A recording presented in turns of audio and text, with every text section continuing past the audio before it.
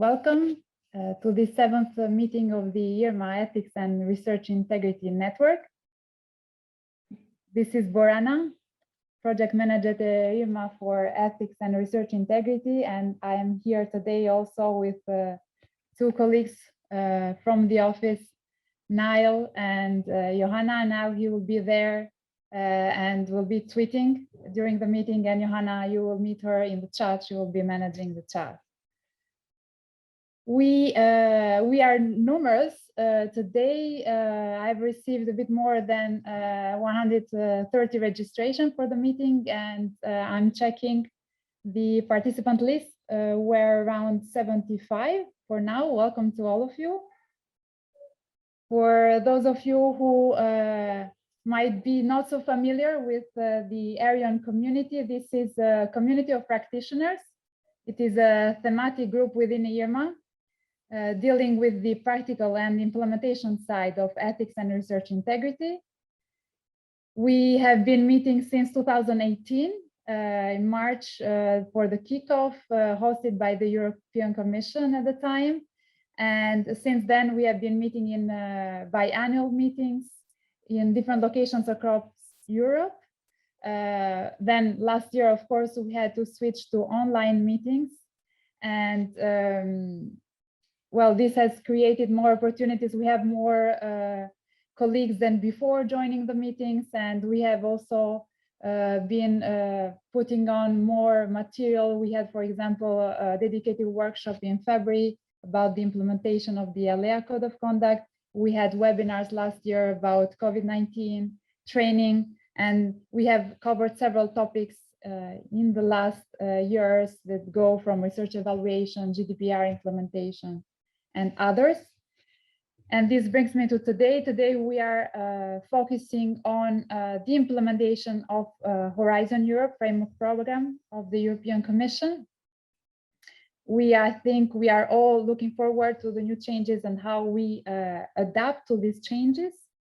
And we have a very interesting program today. We will start in the morning more from a European perspective. We will have a representative from the European Commission and also from the SOPS for R&I project where EARMA is a partner. And then we will dig further into the topic with presentation and case studies from our community members. Then we will finally also have the opportunity to meet in smaller groups, in smaller discussion tables here on Zoom. So for now, on a practical side, how we can interact in a webinar format. We cannot see each other here, but you can interact by using the chat. And if you have questions then for the speakers during the morning, please put them in Q&A.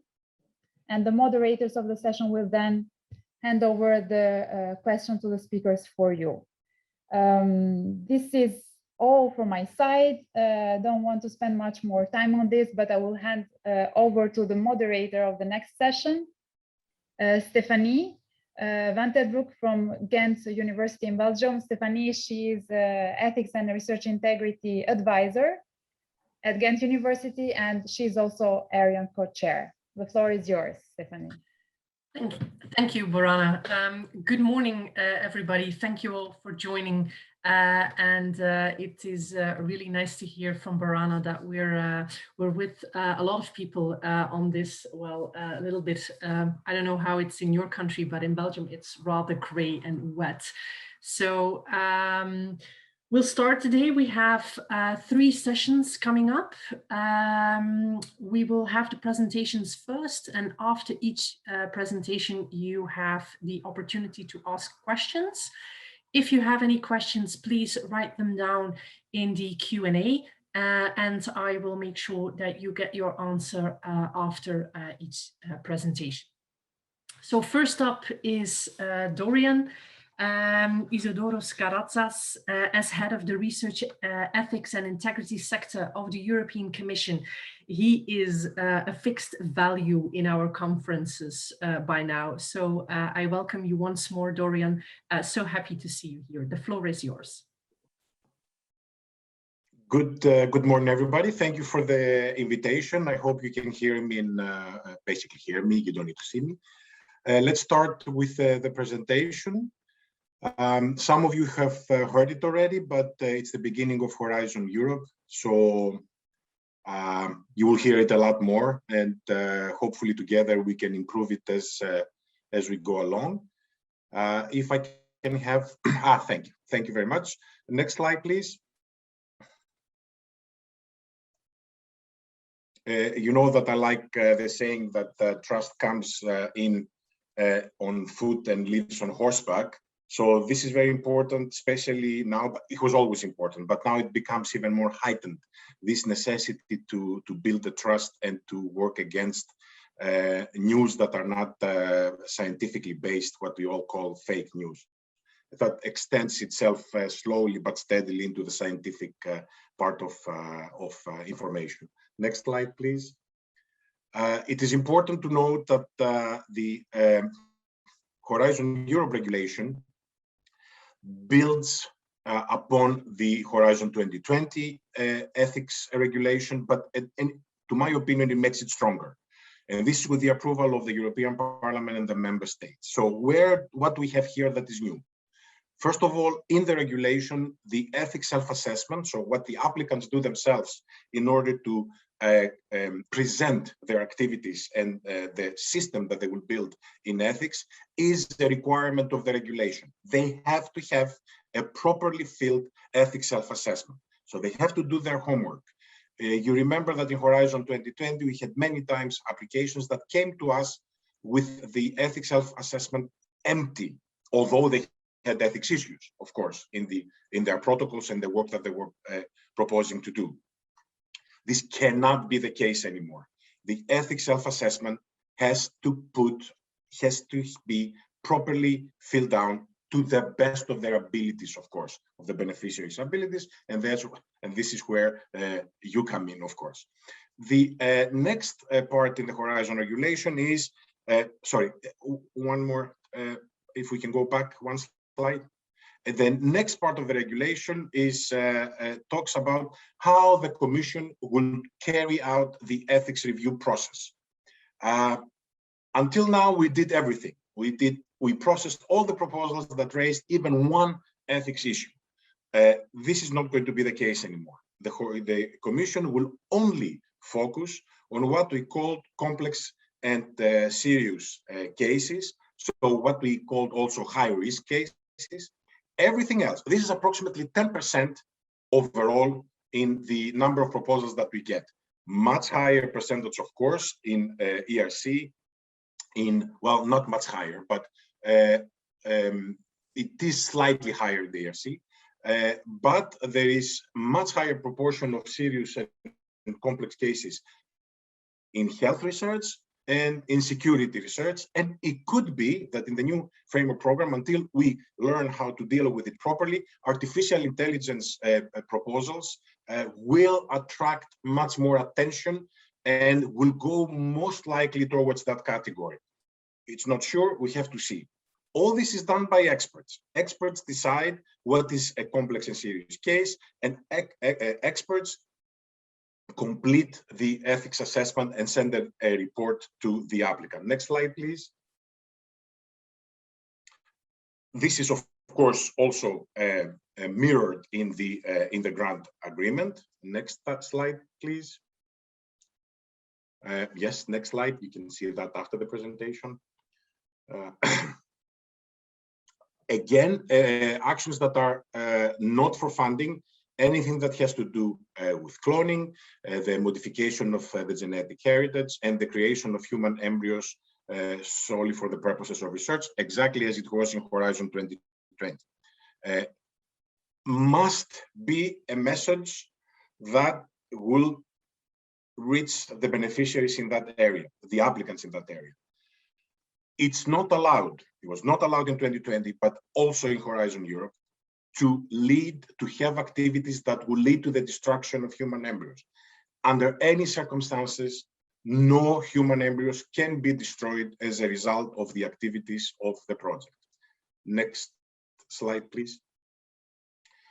What are In this context, what are the main novelties then? We have the introduction of artificial intelligence as an ethics issue. We have the process of focusing only on serious and complex cases. Be aware, it does not mean that all the other cases will be orphaned. The project officers and the services will look into the other cases. It's just that they will not receive an ethics report. They will, with contractual requirements, with obligations.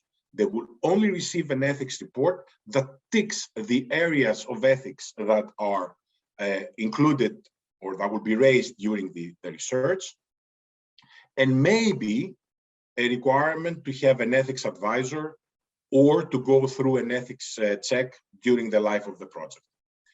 The third novelty is that dual use and civilian focus will not be part of the ethics issues table, will not be part of the areas that will be checked or reviewed by the ethics review process.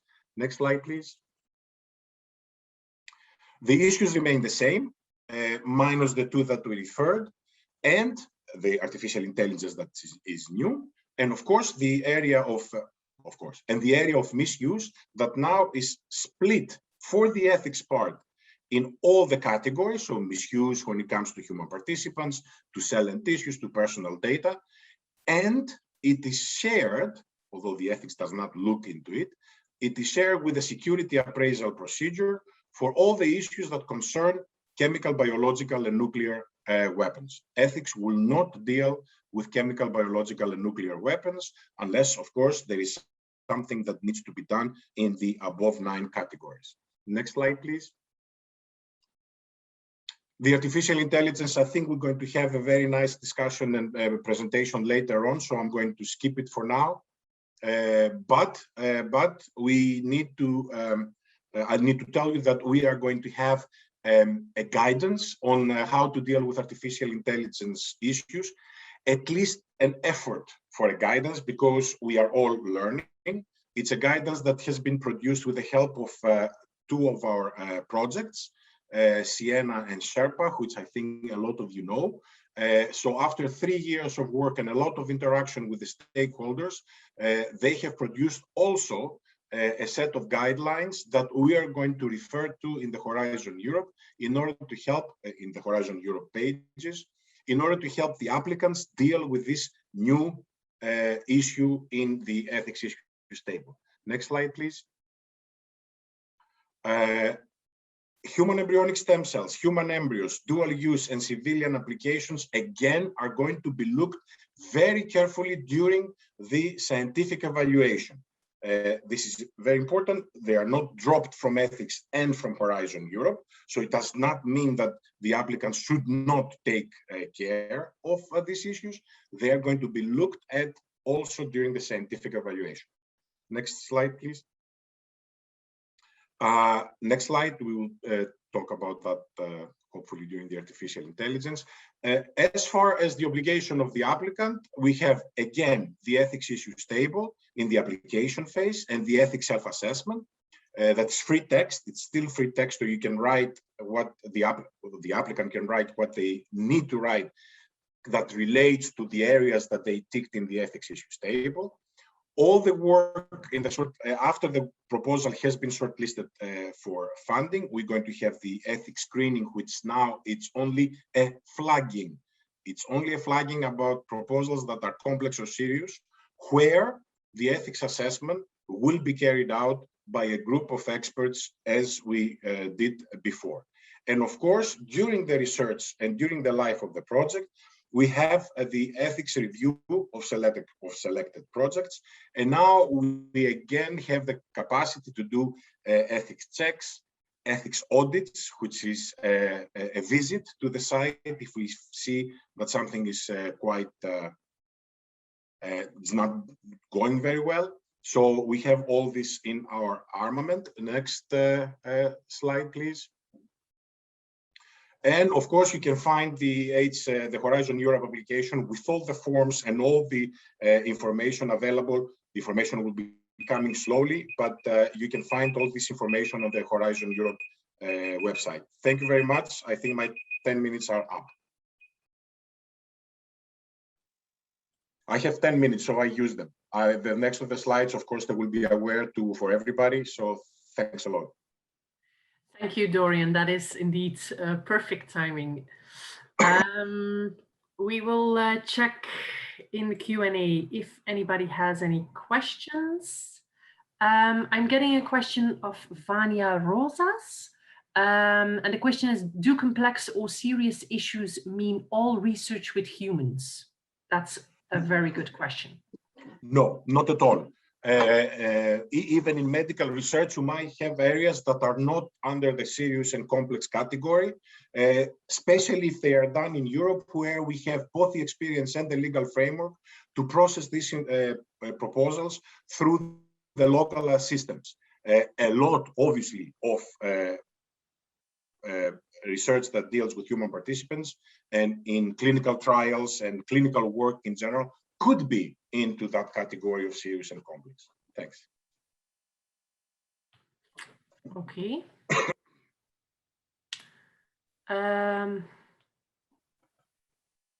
Yes. Can you say a few more words on the ethics for artificial intelligence? Is it about the type program that would be developed and about its scope? A question from Lara Lemon. Yes, it will be. Actually, everything is prescribed on the high-level group of artificial intelligence that produced guidance notes and a checklist for all the projects that will develop or will use artificial intelligence projects. There, the Commission undertook the responsibility to carry both the scientific and the ethics review process based on the principles that are described in this high-level group report.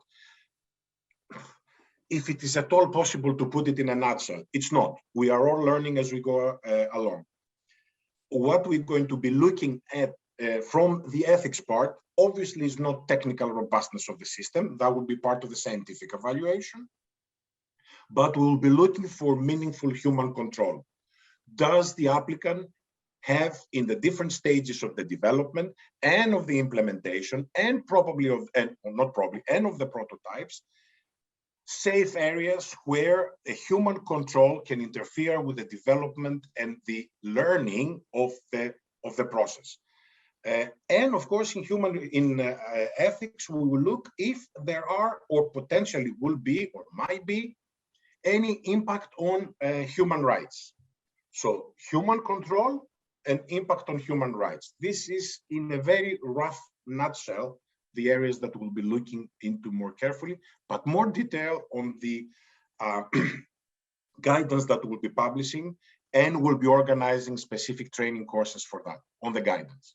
Thanks. Mm-hmm. You talk about the guidance and the checklist. Do we already have a timing for that? Is it already published, or can we already find it, or when can we expect it? It will be published within the month of June. We hope it goes through the last revision. The last revision obviously is now because of the publication of the regulation. So although a lot of the issues have been taken into account, so we were very good in anticipating what the regulation will cover. The regulation is a tremendous work of legislative work that puts a lot of responsibility in the member states as far as the follow-up and the monitoring of artificial intelligence development and the impact on human rights. So we're checking very carefully that our guidance and the regulation are at the same level, let's put it that way. Okay. I have two more questions. An anonymous question from somebody who asks if the red tape will be less within ethics for the researcher with less complex projects. If you ask me as a commission official, I will say yes. If you ask me as an ethicist, I will tell you they will be as heavy or as light as your ethics self-assessment is. You have a good ethics self-assessment, our intervention will be minimal. You have a terrible ethics self-assessment, and we have seen them, our intervention will be extremely heavy. There is no justification anymore. The self-assessment has to be proper. It is in the law. So no more, I didn't have time. Obviously, it's difficult, and obviously we know it's going to be a challenge, but over the years, you have built an excellent network, including you, that will be able to help the applicants to fill in the self-assessment. But if they don't do the legwork, nothing will save them. That's it. Okay. Given the fact that there will be a bigger role for ethics advisors and advisory boards, and that EU will focus on complex and serious ethics issues, will this mean that there will be an increased demand for ethics advisors? And will the EU provide an updated guidance on the roles and functions of ethics advisors and the boards? A question of Wouter van der Velde. Yes.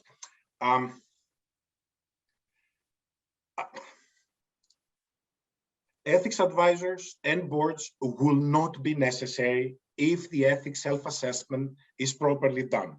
Remember, ethics boards and ethics advisors were there because the ethics self-assessment was not properly done, or because the applicants showed that they did not have a great idea, or even sometimes, again, I know it's negative, a great interest in dealing with ethics. This was the reason why we have ethics boards and ethics advisors. And sometimes that can lead to abuse because, as you know, ethics review panels are risk averse. If you don't convince them that you know what you're talking about, they will try to make it as safe as possible.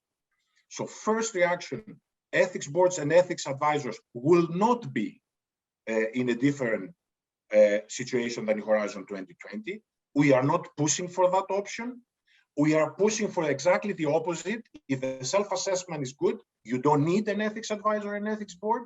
In the rare occasions that you do need, yes, they will rehash, if you like, the guidance that we already have on ethics board and ethics advisors, because we do not see their role as different than it used to be Horizon 2020. Thanks. Mm-hmm. Okay, last two questions taking into consideration timing. We have a question from Nicholas. Did I understand correct that dual use and other issues will only be looked at in the scientific evaluation? Why is this, and what effect does this have on the evaluation? Will proposals be ranked low or even declared ineligible if ethical issues are not properly addressed? No, it will not be. It's not a criterion. It's part of the evaluation, especially in the dual use.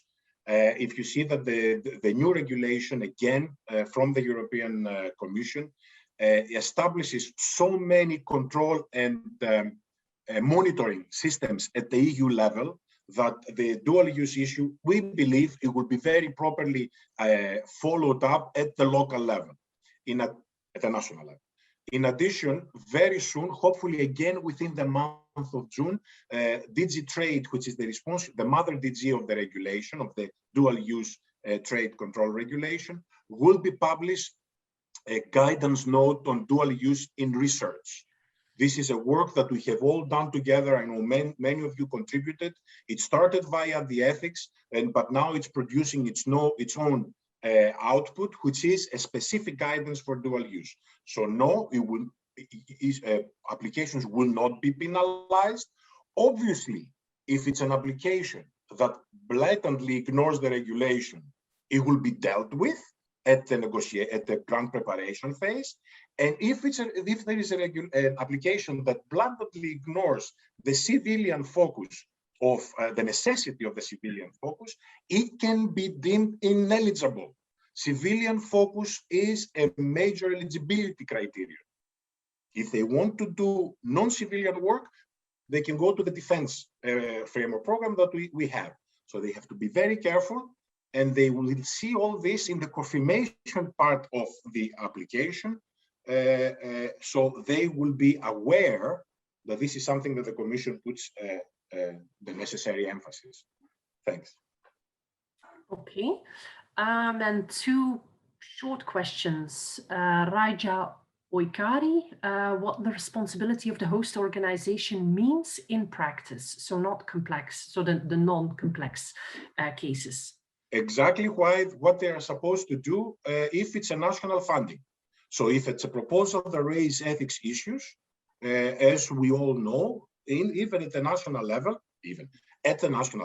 they will have to go through a proper procedure for the ethics. So if there are humans participating, if there are data collected, the host institutions have exactly the same responsibilities according to European and international legislation and practice, independently of the funding. So we don't expect more or less. Actually, in some cases, we do expect a little bit more involvement from the host institutions. Thanks. Yes, okay.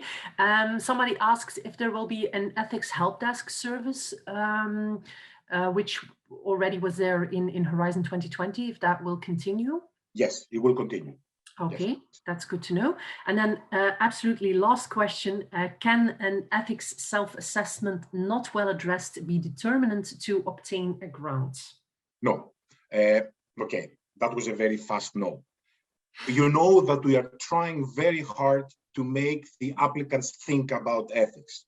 We always consider that the punishment of taking out an application because of the ethics, it's not the most appropriate way to teach people to think about ethics and embed ethics by design. We are very nice, and you know it, and we are trying to save a proposal that is that has not responded well, that has not engaged in the ethics issues. It's just that now the regulation gives us the right to decide at which level our nicety will stop. Okay, that was clear. Thank you, Dorian, for your clear answers. Perfect. Okay, moving up to our next speaker, we're going a little bit more up north. And welcome Niels Mjelgaard. I hope I do not pronounce that terribly wrong. Niels is associated with Aarhus University, Denmark as a professor and associate dean, and is also the project coordinator of the already very famous SOPs for ORI project. And he will tell us a little bit more about that in the next 30 minutes. Thank you, Niels. Thank you very much, Stephanie, and Jonas and Borana and Nick and all those already so actively involved in helping us in the project. I'm very delighted to be here today. Let me just see. Stephanie, I hope that you will let me know if you cannot see my slides. I already see something, so that looks promising. Okay.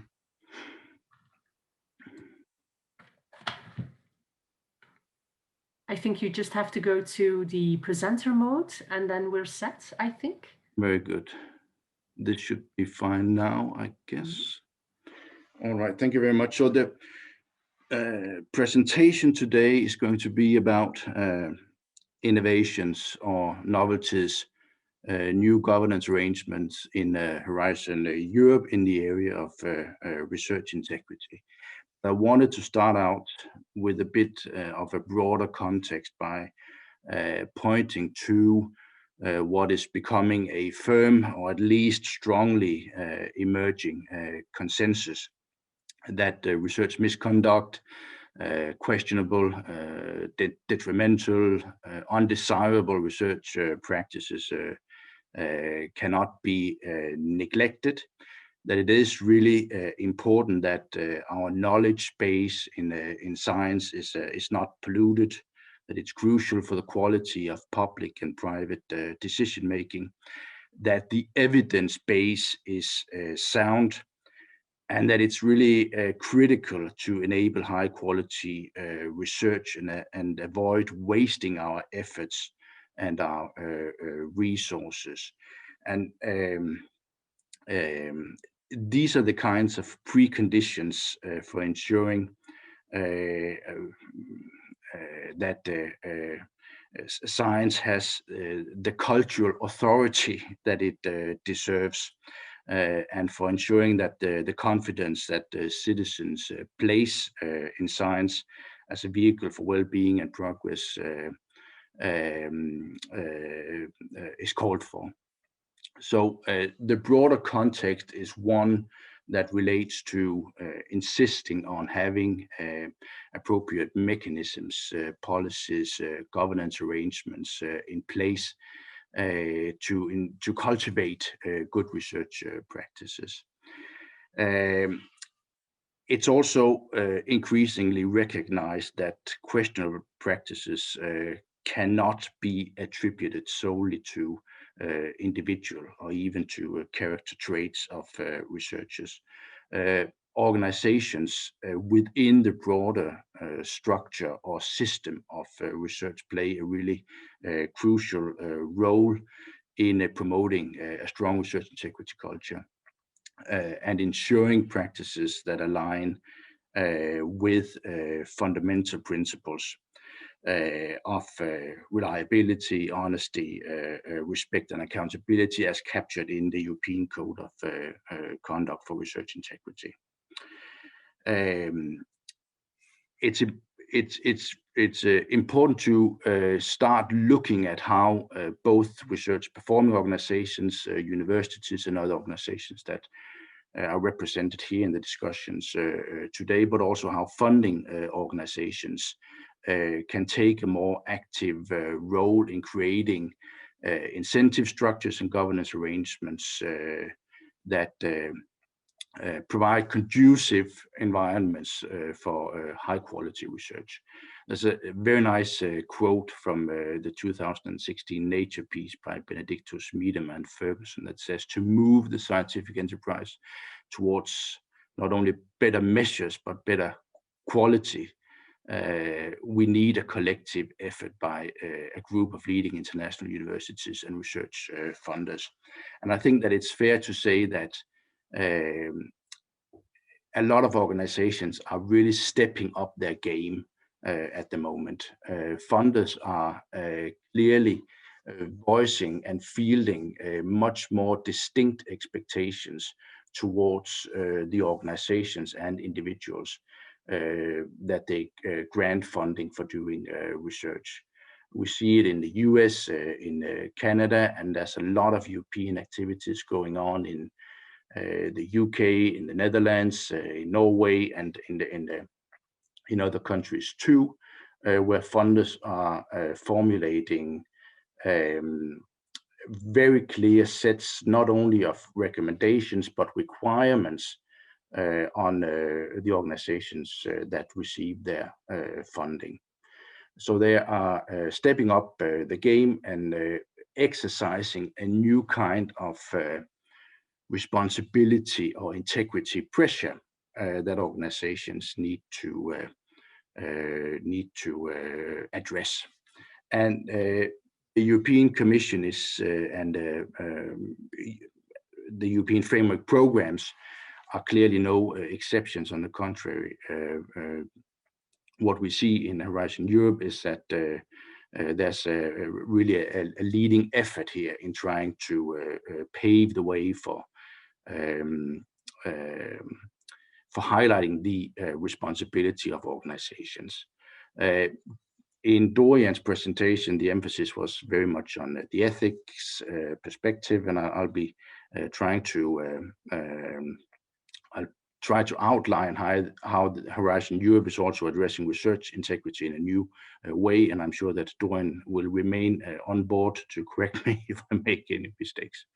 The important thing is that in the new standard application form for Horizon Europe, there's a very distinct declaration that relates to research integrity. It basically says that any applicants, and this is their organizations basically, declares that research activities will comply with the European Code of Conduct for Research Integrity. But it goes on to say that there will also be appropriate policies, procedures and structures in place to foster responsible research practices, to prevent QRPs and misconduct, and to handle allegations of breaches of principles of the code. Now, this is really very important because it bridges between commitment to the aspirational principles of the code and the actual organizational structures and practices within the beneficiary organizations. Now, I wanted to highlight appropriate procedures, policies, and structures because this is particularly interesting in the context of our project.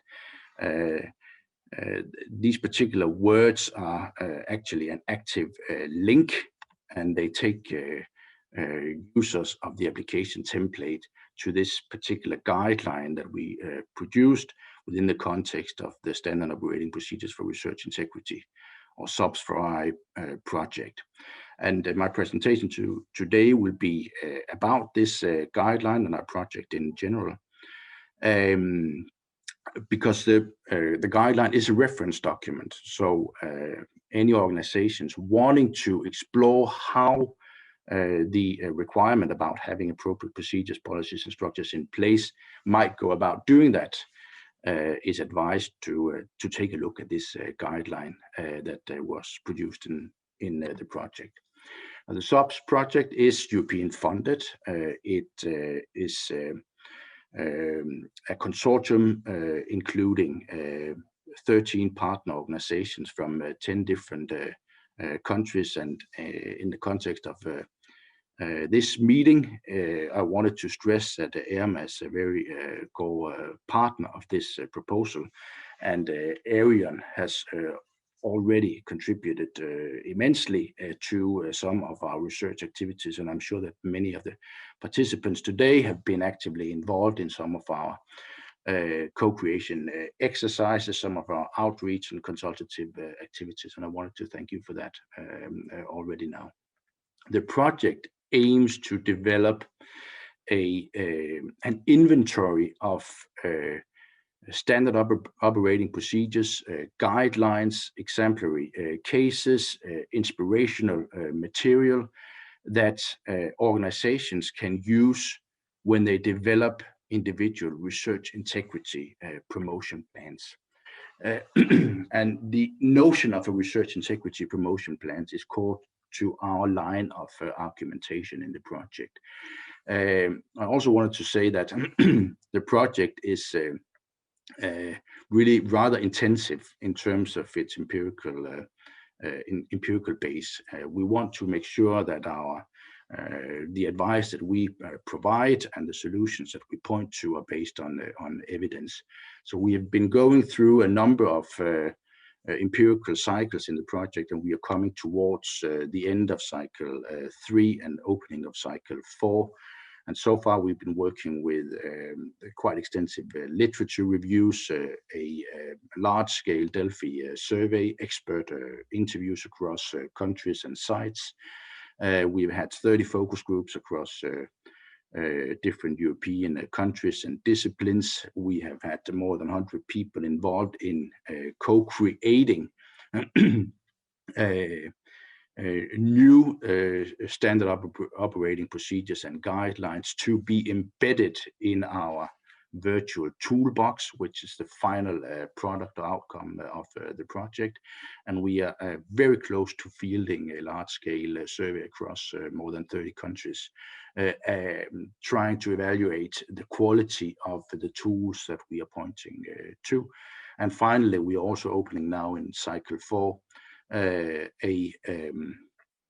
phase of pilot testing where 4 different organizations from the performing side and 4 funding organizations will be testing out our toolkit. So it's an iterative design process, an empirical validation process with a lot of outreach and inclusion of the end users of our work. What we try to do is bridge from the fundamental principles to the actual concrete practices, and we use the notion of the research integrity promotion plans to do so. Our argument is that all RPOs and RFOs should have a RIP, a written research integrity promotion plan, that outlines the steps that the organization takes to promote research integrity, but in the context of its own mission and disciplinary focus. Organizations differ. We know that requirements and needs and problems will also differ across different epistemic areas, but certainly also depending on organizational properties, the size, the orientation, the staff composition, etc. And hence we believe that a fair degree of flexibility should be part of the overall equation. A RIP should address a number of core topics, and I'll turn to those in a minute, and outline concrete policies and procedures for how these topics are handled within the organization. Finally, we hope that our toolbox can be of inspiration, not as an authoritative source of mandatory equipment that must be used, but as a source of inspiration where some tools might be adopted if they are very close to the needs of the organizations, but might also be slightly altered and modified or simply used for inspiration to allow the organization to decide on its own research integrity promotion plan. In terms of the topical areas, this is our list when it comes to research performing organizations. We think that the research integrity promotion plan should be addressing issues related to research integrity training, for example, establishing training activities, confidential counseling for all researchers. We think that the research integrity promotion plan should be about supervision and mentoring, clear guidelines for PhD supervision, setting up of skills and skills training and mentoring arrangements, with an eye also to issues of integrity, and very importantly about conducive research environments that mitigate or deal with hyper competition, that critically examines incentive structures, that ensures that there is fair and transparent assessment procedures, that excessive publication pressure is dealt with, that collegiality is considered a value, that diversity is acknowledged, etc. So these are elements that all relate to supporting researchers within the organizations. It's also more, elements or topics that relate to the organizational structure of each organization. This is about having ethics structures in place, establishing institutional review boards or any other facilities or procedures that accommodate review across different types of research and disciplines. It's about having procedures to deal with breaches that protects the whistleblower, but also those accused of misconduct. It's about providing training, incentives, infrastructure to create and share data according to fair principles. And these are all part of embedding the idea of research integrity within the organizational structure. And then it's about interaction between the organization and the outside world in having ensure that there are procedures for stating conflicts in the research, stating interests or conflicts of interests, that there are sound rules for transparent working with partners in other sectors or in other countries, and there are publication and communication practices about authorship, openness, clarity in public engagement, etc. The guideline is a bit more extensive in describing each of these 9 topical areas that we think should be addressed. we also wrote a small piece that was published in October in Nature, where we tried to capture concrete examples of how universities actually try to promote responsible conduct of research through their local policies. And we pointed to the use of data champions in Delft, the transformation of research assessment criteria, thinking about research careers in Ghent, the use of RI coaches in Luxembourg, the use of collegiality as a formal criterion in promotion processes in Glasgow, the extensive use of research integrity counselors, courses and training in Copenhagen, etc., to give a set of explicit and concrete examples of how we see universities working within these 9 topical areas, choosing arrangements that are tailored and fitted to their local needs. All right. These are just a number of actual tools that are now embedded in our web toolbox. If you haven't seen it before, it can be accessed on subsforai.eu, and it's fairly easily navigable. And what we have now is a toolbox for research performing organizations, but only secondary tools, so tools we have compiled, collected, quality assured, and presented in a consistent manner based on other people's work, basically. The toolbox will grow in 2 different ways. First, it will also be hosting a set of new standard operating procedures and guidelines that we have co-produced with the end users. This is still work in progress, but within the next couple of months, the range of tools available for research performing organizations will actually increase significantly. I'm very much looking forward to that. What will also happen is that there will be a toolbox set apart, a part of the toolbox specifically reserved for research funding organizations, because we also think that funders have a need to develop a research integrity promotion plan. And this is in this slide, this is our set of 6 topical areas that we think that funding organizations should be addressing in their research integrity promotion plans. Because on the side of funders, it's not only enough to have clear expectations towards the grantees about compliance with research integrity standards and living up to the criteria embedded in the guideline, but there are also internal procedures about their own assessments,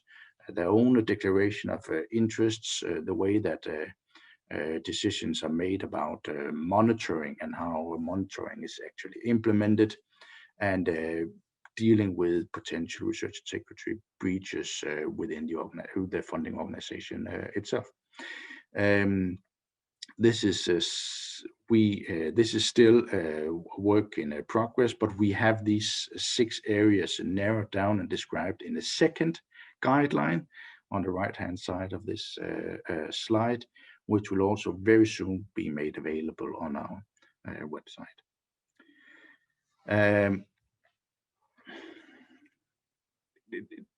This is the core of what we have to offer from the project. The notion of research integrity promotion plans, a fairly concise idea about, and I would say a consensus idea from our empirical work on the topics that should be addressed, and a set of practical tools that organizations can choose from when starting to design their individual research integrity promotion plans. But there are a lot of questions that are still open that we will be exploring in the final cycles of our work, and that I'd obviously also be interested in hearing your opinions on.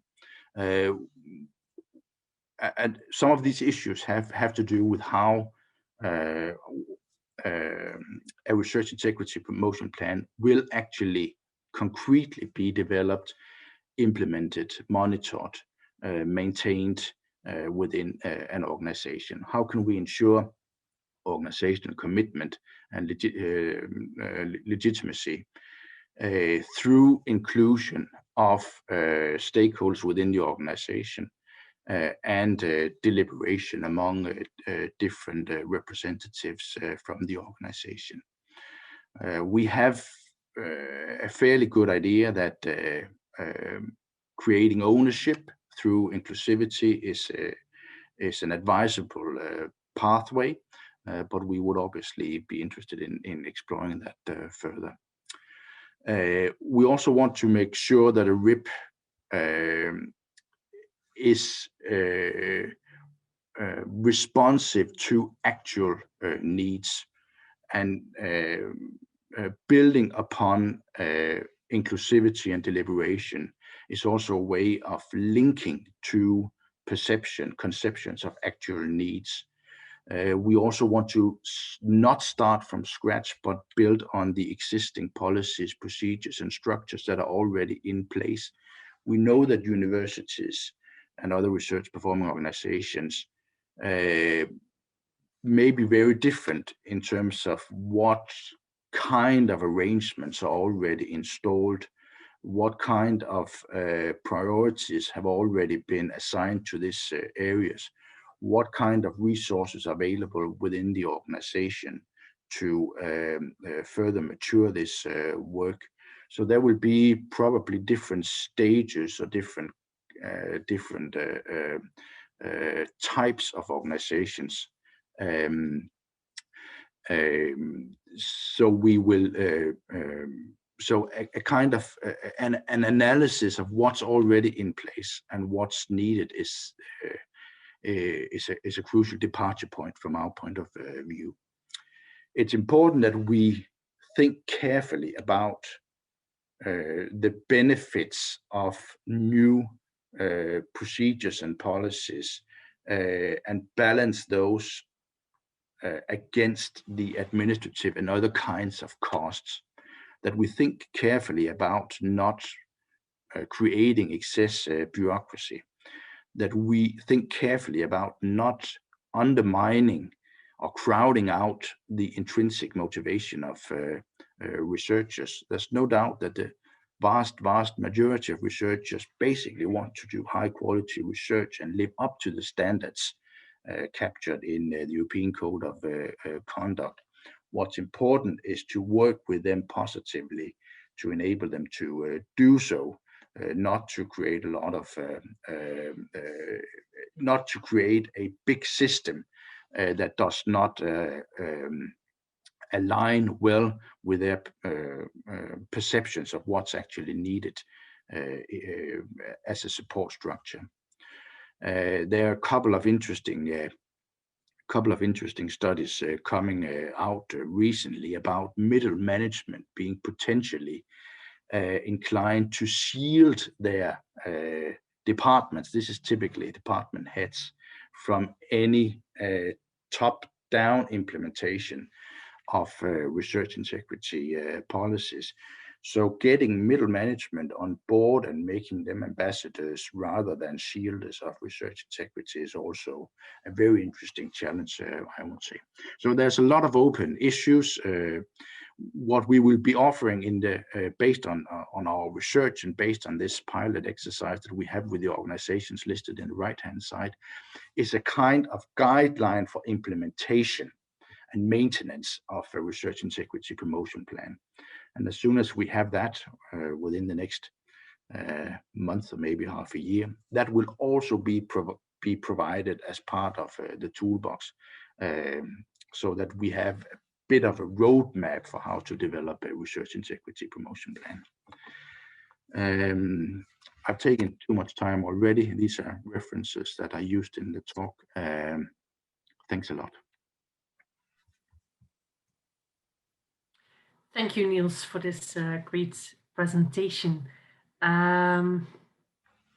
I'm going to check the Q&A, and I already see some questions coming in. One question is about you mentioning the RIP, and it should include confidential counseling. Could you please say something more about the possible tension between confidentiality and a duty to report potential misconduct?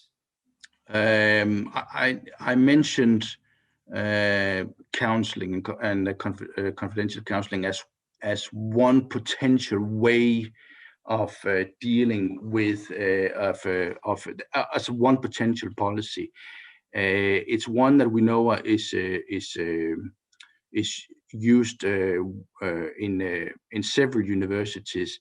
I don't have expertise on this particular problem of the legal obligations to report and how that might jeopardize confidentiality. I don't have specialized knowledge of this, but I clearly recognize this as a challenge. I'd be very happy to hear from those of you who have been working with these problems specifically about the state of play here.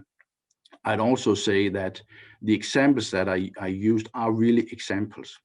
I want to stress that it has to be up to the individual organization to find out what kind of support structure is needed within our organizations.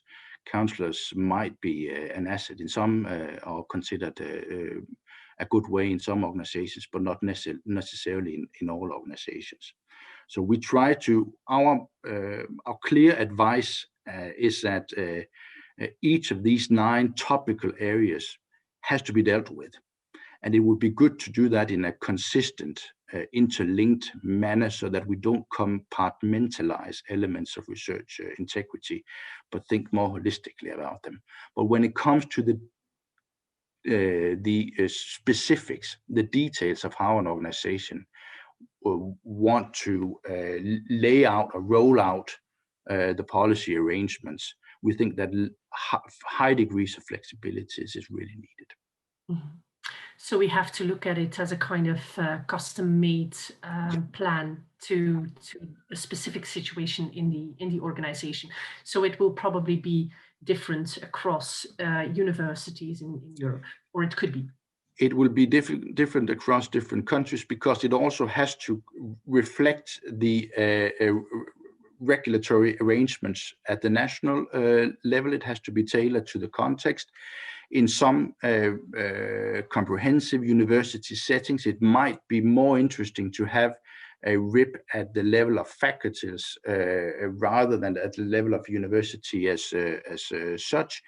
And I know this was the approach, for example, in Amsterdam, where a quite comprehensive process was rolled out. And there are at the level of the dean's commitments to research integrity promotion plans. It's not the exact word that they use, rather than at the university. So some kind of distinction between where responsibilities are within the organizations is also needed.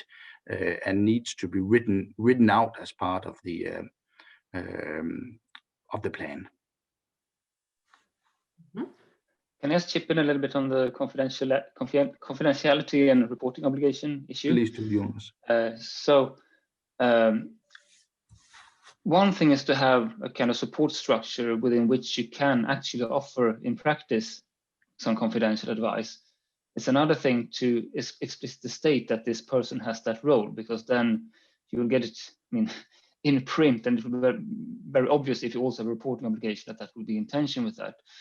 So you might have to be a bit innovative or think about how to organize this in practice. But what I've also seen is that at least one university I've seen, I think it was a Danish university, where they do announce that they have that they offer confidential advice through an ombudsman or something, but they explicitly have an exception for cases where there is a suspicion of research misconduct. So that is not included in the confidentiality. So that's also one way of doing it. But then, of course, that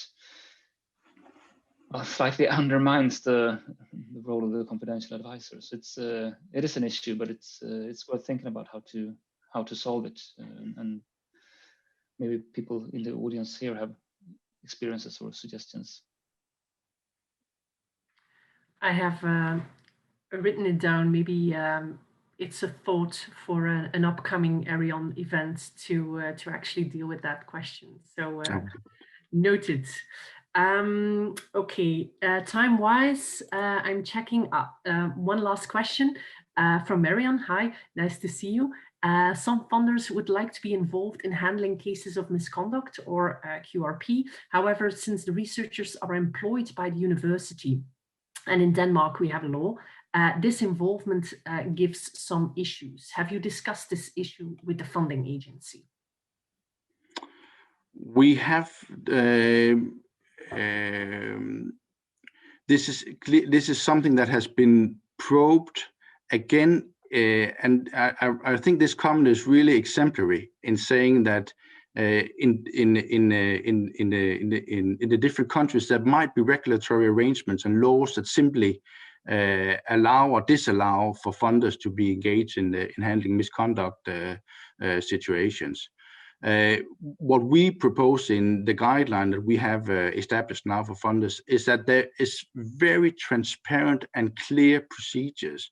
We don't want to designate the actual contents of those procedures because, again, they have to be tailored to the actual situation. But it has to be transparent to the researchers and in the collaboration between the beneficiary organizations and the funding organization. Who takes responsibility for what?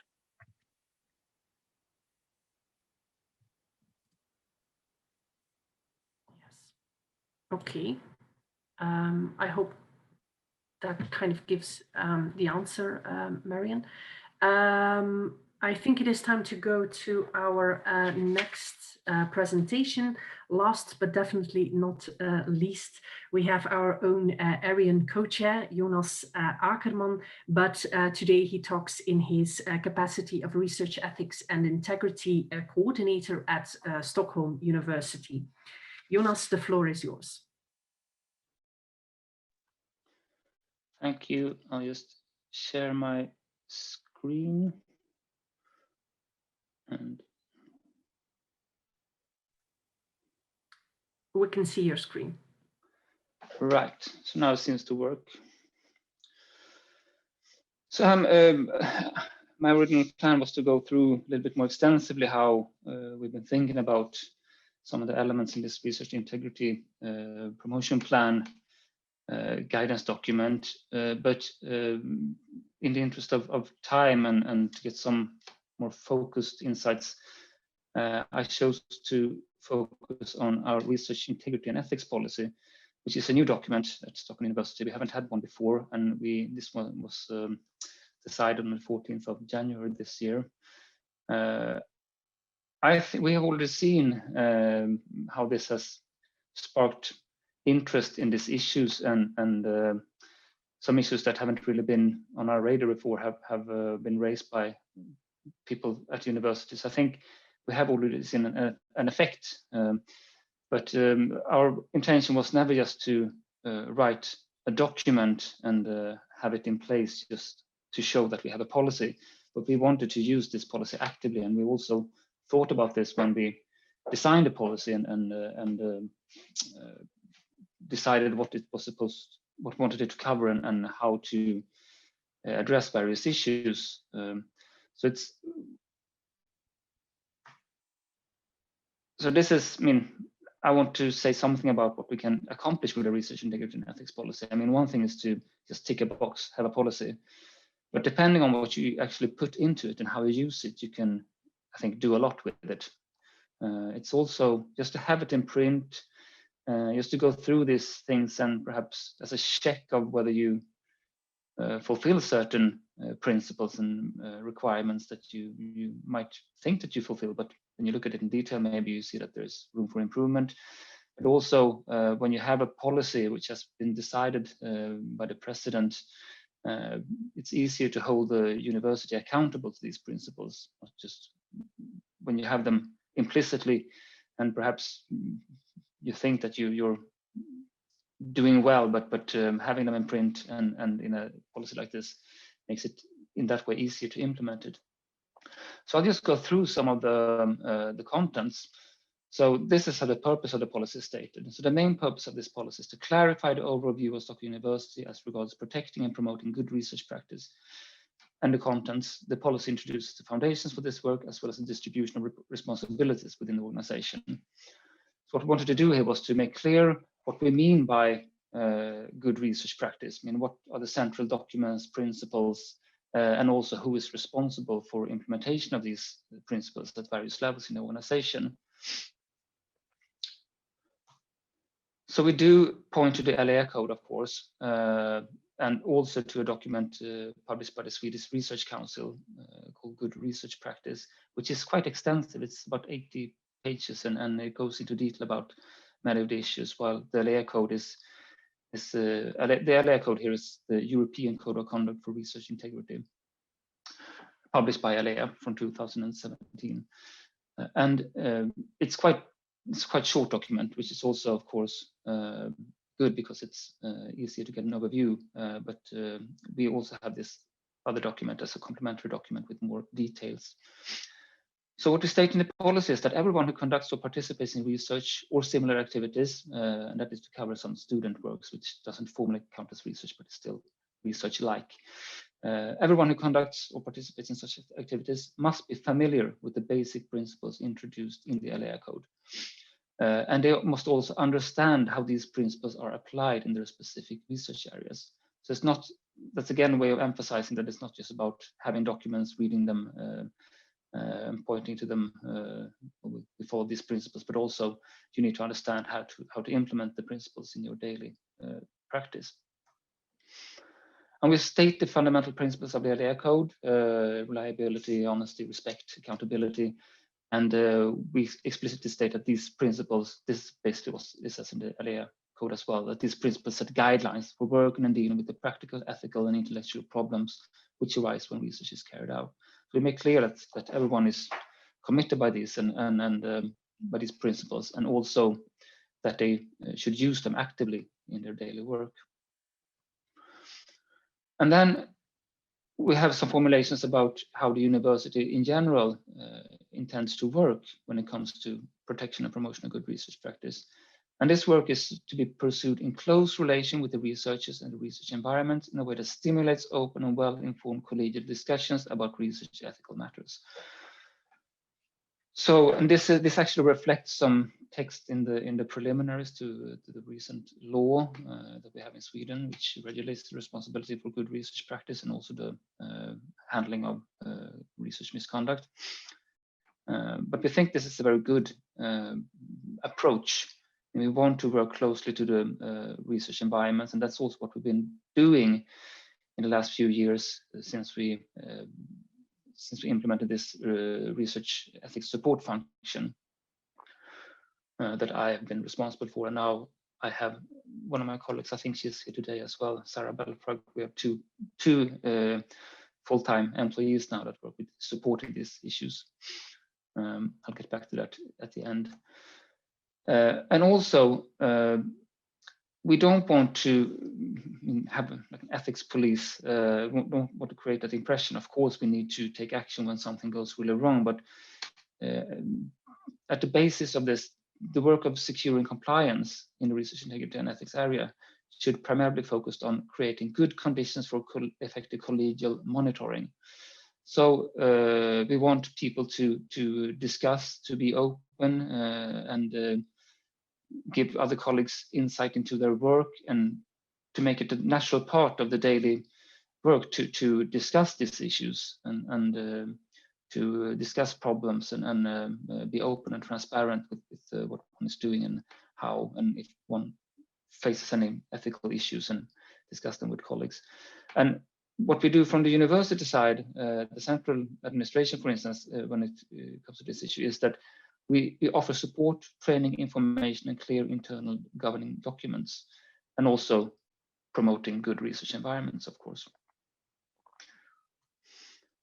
And then, as I said, when something goes wrong, you need to take action. And for deviations from good research practice, we have a special procedure. I'm not going to tell you more about this today, but we do have a procedure,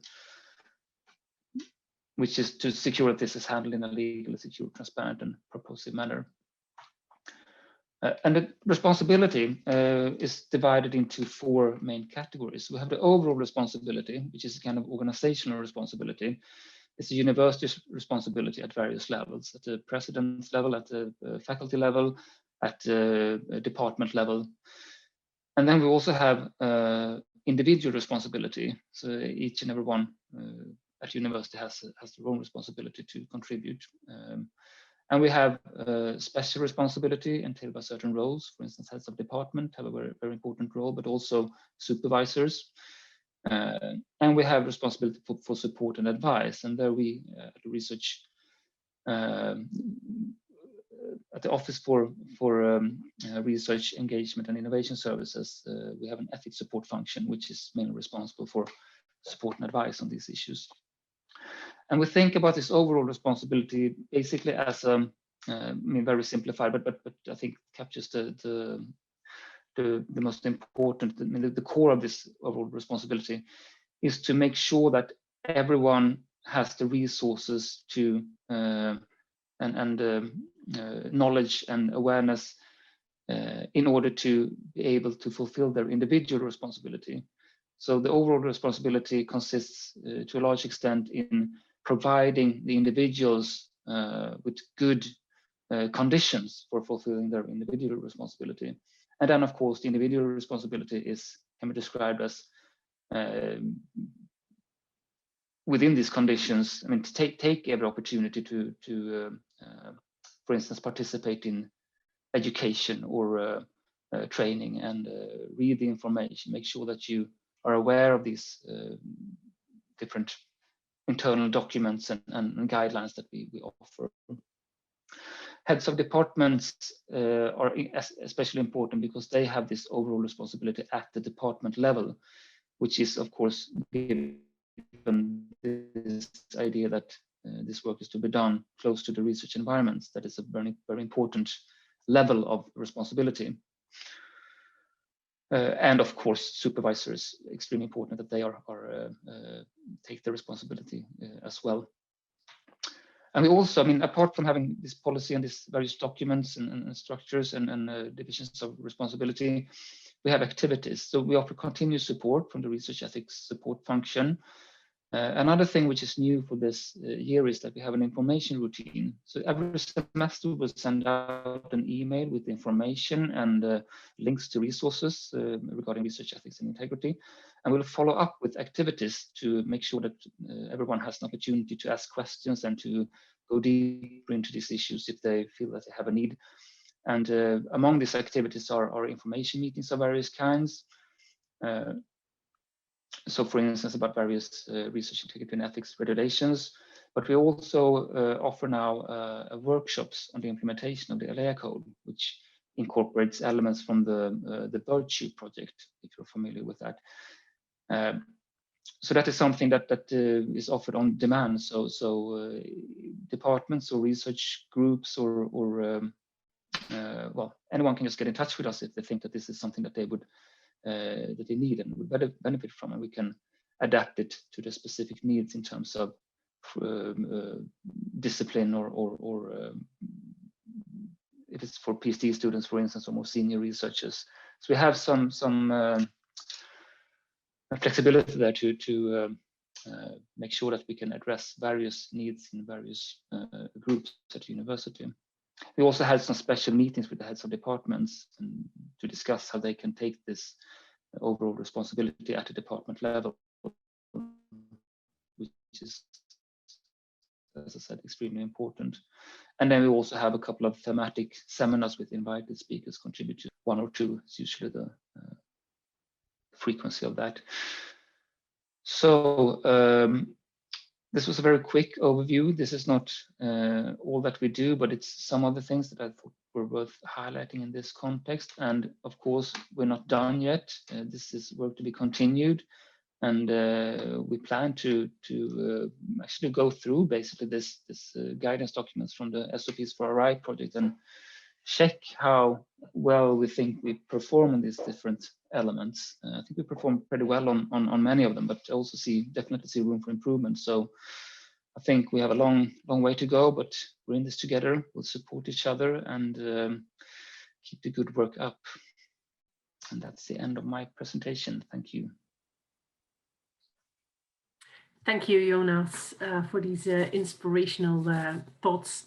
Any questions? We still have about 12 minutes left before the break, so there is room for questions. I already see one. Metacommon asks, how was this document designed? Who participated in the process of drafting and adopting the document? That's a very relevant question, I think, yes. Yes, and I think it's an important question. It's I would advise anyone who wants to design a document of this kind to make sure to involve. You can't involve everyone. So I mean, we didn't send this to every researcher at university, of course, for feedback. That would be. I think my connection became unstable. Can you still hear me? I still hear you, but every now and then there is a slight buzz in the connection, indeed. If it gets too bad. I'll repeat what I just said. Yeah, thank you. Extremely important to make sure to collect opinions and advice from all of the university. From the researchers, of course, not all researchers. What we did was that we chose a couple of researchers that we had been in touch with for various reasons. And we also asked if they thought that there was someone else that they thought that we should get in touch with. But also there is a procedure. I mean, of course, you need to follow the procedure for these kinds of documents, and they usually involve some kind of collecting of opinions from the university. But basically, we did it in close collaboration with the president and the Council for Good Research Practice that we have at the university. So that's of course important to make sure that you have support from above. That you establish sort of the ideas that you want to base the policy on at an early stage with those that in the end are going to decide this document. And at least in our institution, what they want to see then is of course that this is in line with what researchers and heads of departments, for instance, think about these issues, how they want to work with this. Then of course there was a lot of, as I said, this new law that we had to take into account.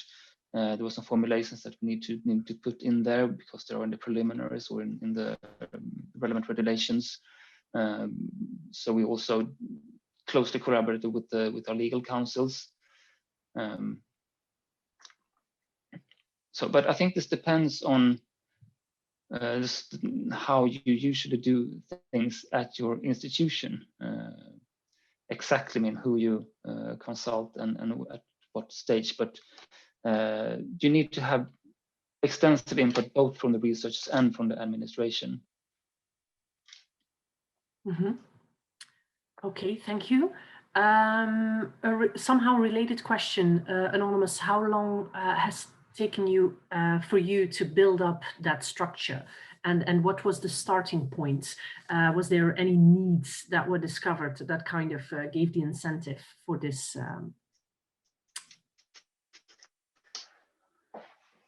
Yeah, so I mean, the starting point was actually back in 2016 with the Research Support Office, as it was then called, was given the mission to offer support within research ethics and integrity. And then I was employed that year and started to work on this. And there was an internal inquiry just before that, the decision to give this mission to the Research Support Office. And I follow up with a second internal inquiry at the university, because we saw already then that there'd been a lot of changes in regulation, and we had seen a lot of needs that weren't really covered in that previous inquiry, which had become obvious once we started our support activities. And that in 2018, I did this other inquiry, and one of the suggestions there was to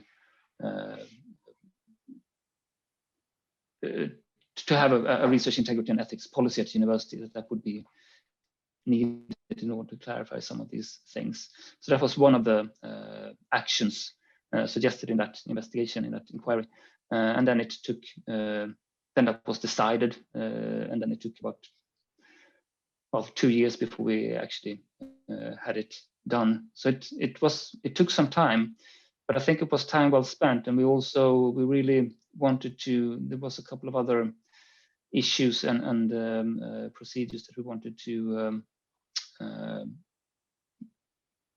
make sure were in place before we actually decide on a policy. One of them was actually a formal decision on the distribution of the responsibility for issues concerning ethical review.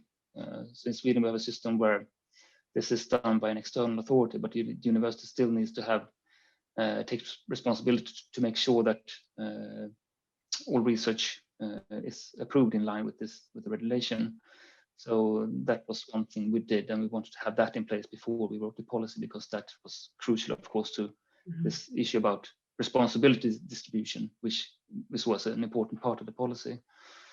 So don't expect to have this done within 6 months if you want to have it done properly. It takes time. And it's also about making sure that you have everyone on board. That also takes time. And for us, it took, 3 years if you only count the second inquiry. But I think we need to see the whole procedure from 5 years back as leading up to this.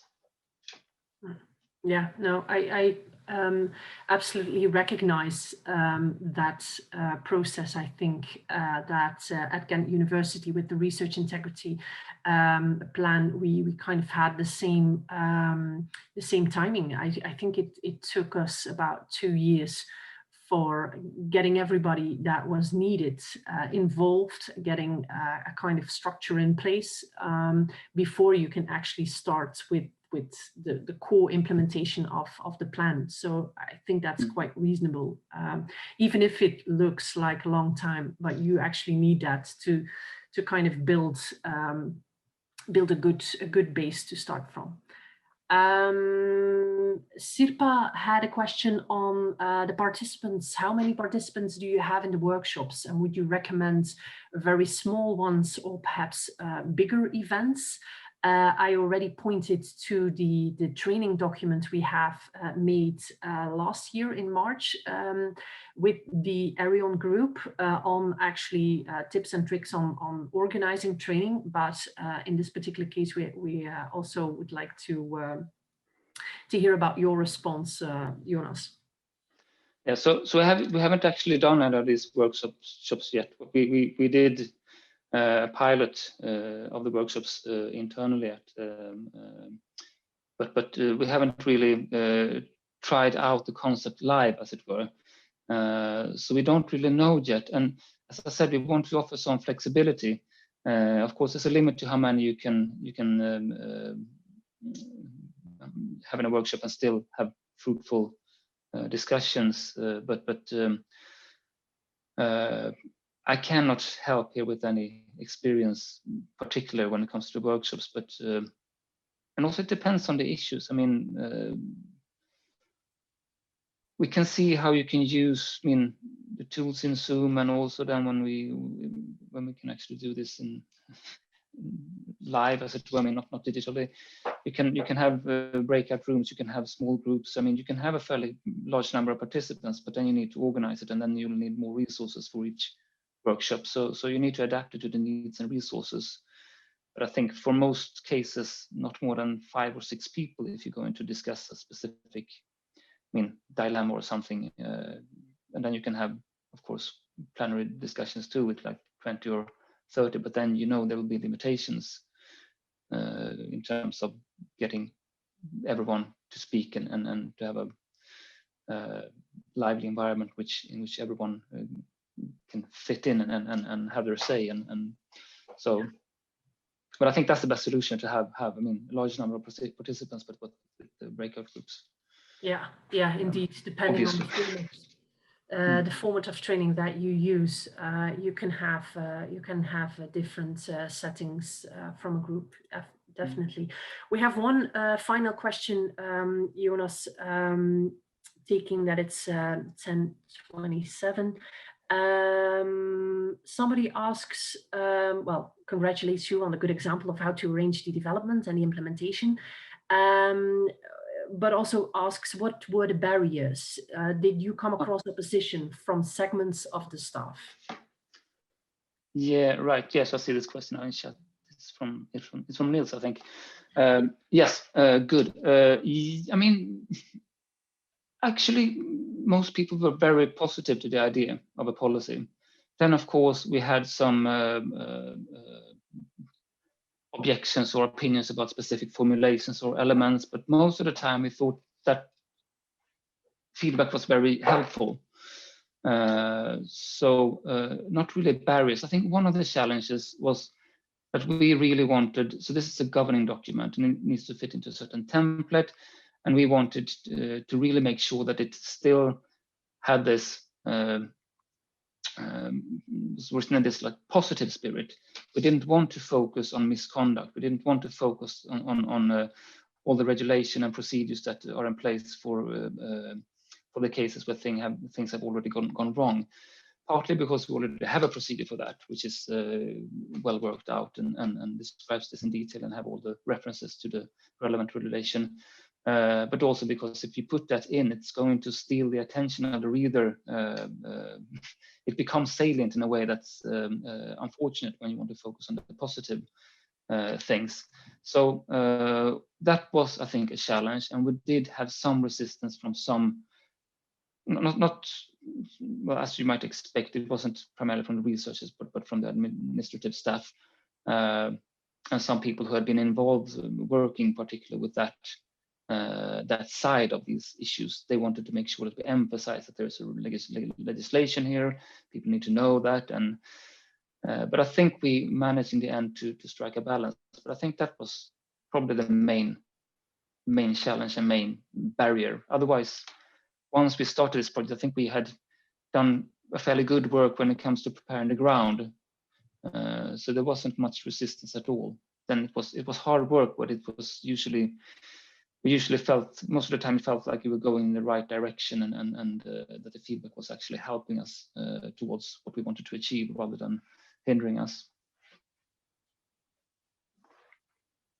Okay, perfect timing, 10:30. It is now time for a break, and I'm sure that Borana will give us the details on that. Yes, I think we have deserved a nice break. So we have 15 minutes. We'll meet again at 10:45. And for now, thank you so much, Stephanie, Jonas, Niels, Dorian, for the exciting start of the morning. And see you later in 15 minutes. We have a very nice program with case studies from our community. See you later. Stretch your legs, drink some water, fresh air. See you.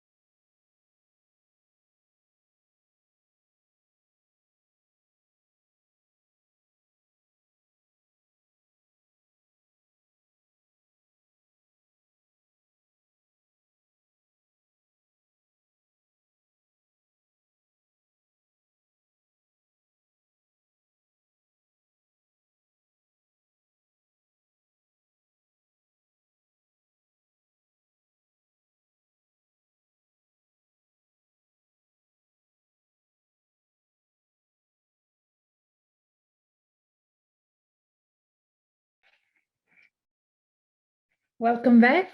I hope you enjoyed the break. And now we are ready to go to the second part of the meeting, where we'll have a series of presentations inspired by the Pecha Kucha format. We have done our best, let's say, to adhere to the spirit. It's a way to, let's say, have our information presented in a different way. Of course, there is a time challenge that puts a bit of a pressure to our speakers today, but at the same time, we'll be using more images and more interaction, and we hope that this creates also a fun environment for the speakers and for you who are listening. The 4 presentations that we have today are a result of a call for contributions that we have shared with the community. And probably you have noticed that the idea is not only to share the best practices, what we are very strong at, but also the struggles, because this is also a learning experience for all of us.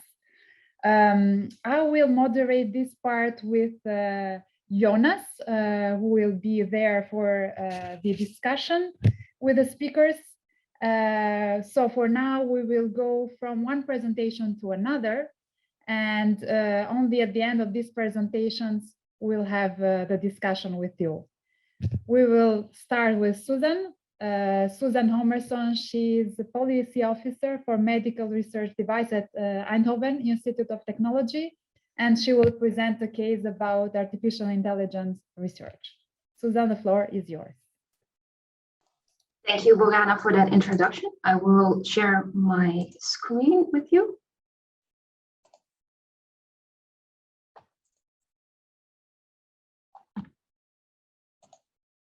All right. Today I'm going to present to you the ethical requirements during multiple phases of artificial intelligence research. So artificial intelligence, it is a very hot topic, but what is it exactly? Well, HI has a very futuristic touch. Maybe you think of self-driving cars, or maybe you think of multifunctional robot Pepper, who could be your assistant in a hotel lobby, but also can help you in a healthcare setting, or especially, for example, in elderly homes. Or maybe you think of this movie, The Matrix from 2000, which is very futuristic. Nevertheless, you probably heard by now of the EU regulation the European Committee proposed, I think 2 weeks ago. So to give a definition exactly of artificial intelligence, you can have many interpretations, but I like this one, the one of Britannica, that's saying that artificial intelligence is the ability of a digital computer or computer-controlled robot to perform tasks commonly associated with intelligent beings. Now, at the Eindhoven University of Technology, we've been doing research for quite a bit. And recently we developed an institute. It's called the EASY Institute, that brings all these AI activities together. And its aim is to create artificial intelligence for the real world. Now, this institute also has a physical location that is currently being renovated, and hopefully we will be ready in spring 2022. And we hope to welcome you also there for sessions and live meetings on artificial intelligence. The aim of EASY is to develop AI technology for autonomous decision-making in engineering systems that interact and support humans. So let that sink in for a bit. And how do we do that? We do that by, in the circle, you see all the disciplines involved in artificial intelligence research, such as data science, systems and control, engineering, design, ethics, psychology, and together they form the heart of the AI research that is focusing on data and algorithms, engineering systems. Of course, we're a technical university, but also very important on the part of humans and ethics. So these are the 3 pillars of our artificial intelligence research, in order also to create trustworthy data.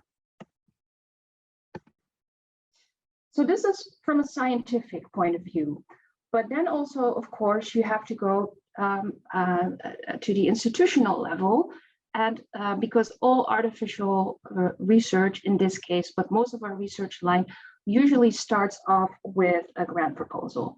And that brings me to my case, which was delivered by one of our support officers in the Department of Mathematics, who was helping a researcher with an ERC starting grant in the field of fundamental AI research.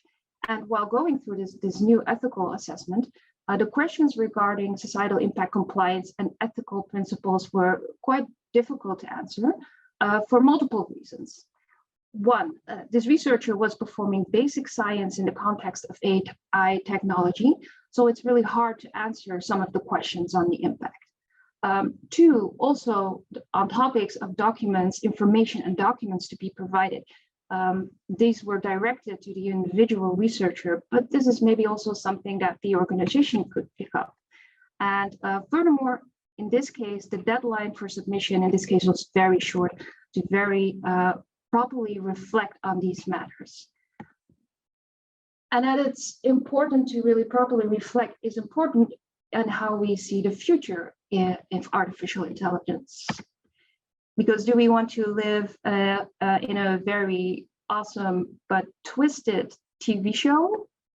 Or do we want a society in which we can rely on trustworthy data? So that brings us to this work at an institutional level, because we really see the need for us within universities, in our case within EASY, to provide general information and processes, such as how do you do a risk analysis, all related to Horizon Europe ethical requirements and also during multiple phases of AI research.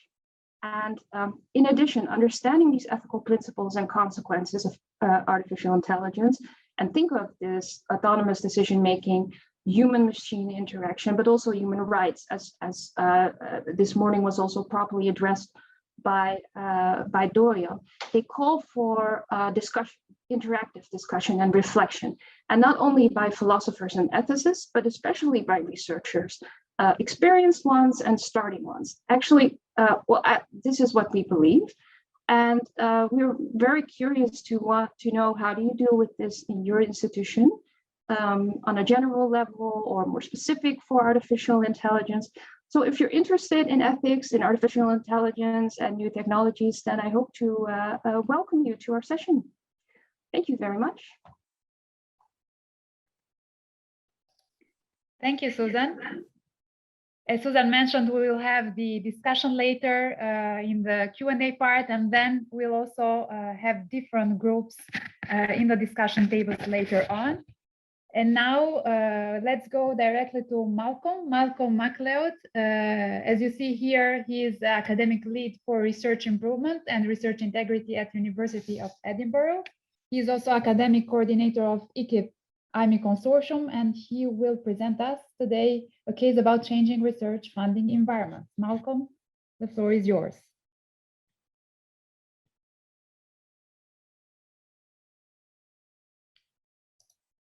Malcolm, I cannot hear you for now. You are muted. And now I'm not. I couldn't get to the right part of my screen. My apologies, and thank you very much for the invitation to speak. So I want to talk about trying to equip our institutions for their changing research funding environment. I was reminded when I was preparing these slides of an old joke from my relative childhood. How many psychiatrists does it take to change a light bulb? And the answer is only one, but the light bulb really has to want to change. And I think one could change this to how many crises does it take to change research practice?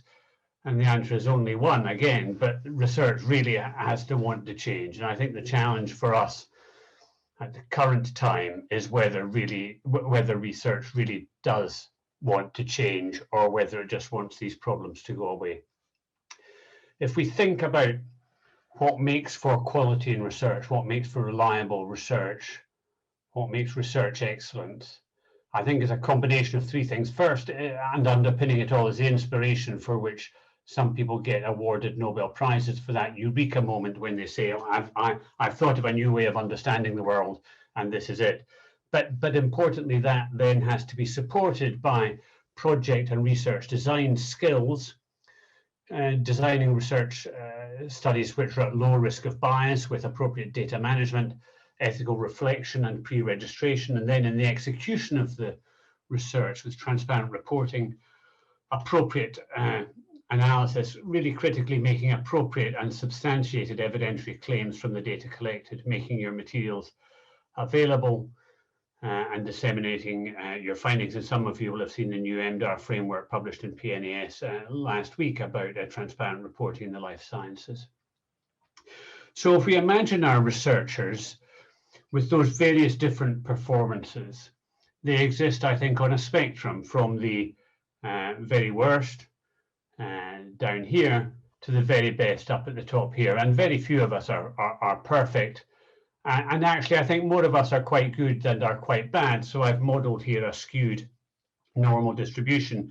And my criticism and concern about research integrity approaches in the past has been that we've focused on the most egregious research practices. We've focused on falsification and fabrication and plagiarism and how we impose these systems and how we secure compliance with these systems. Someone talked about being the ethics police earlier on.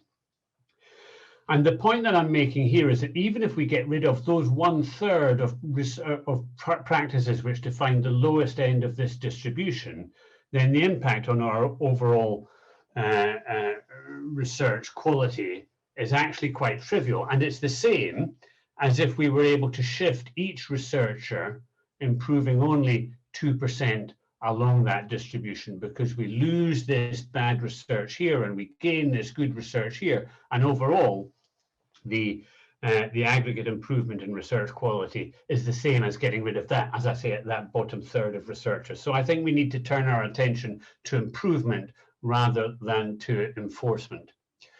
And so what's the difference then between research improvement and our perhaps more traditional approaches of research accountability?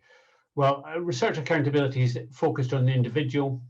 It employs a perfection myth. We assume that people can be perfect.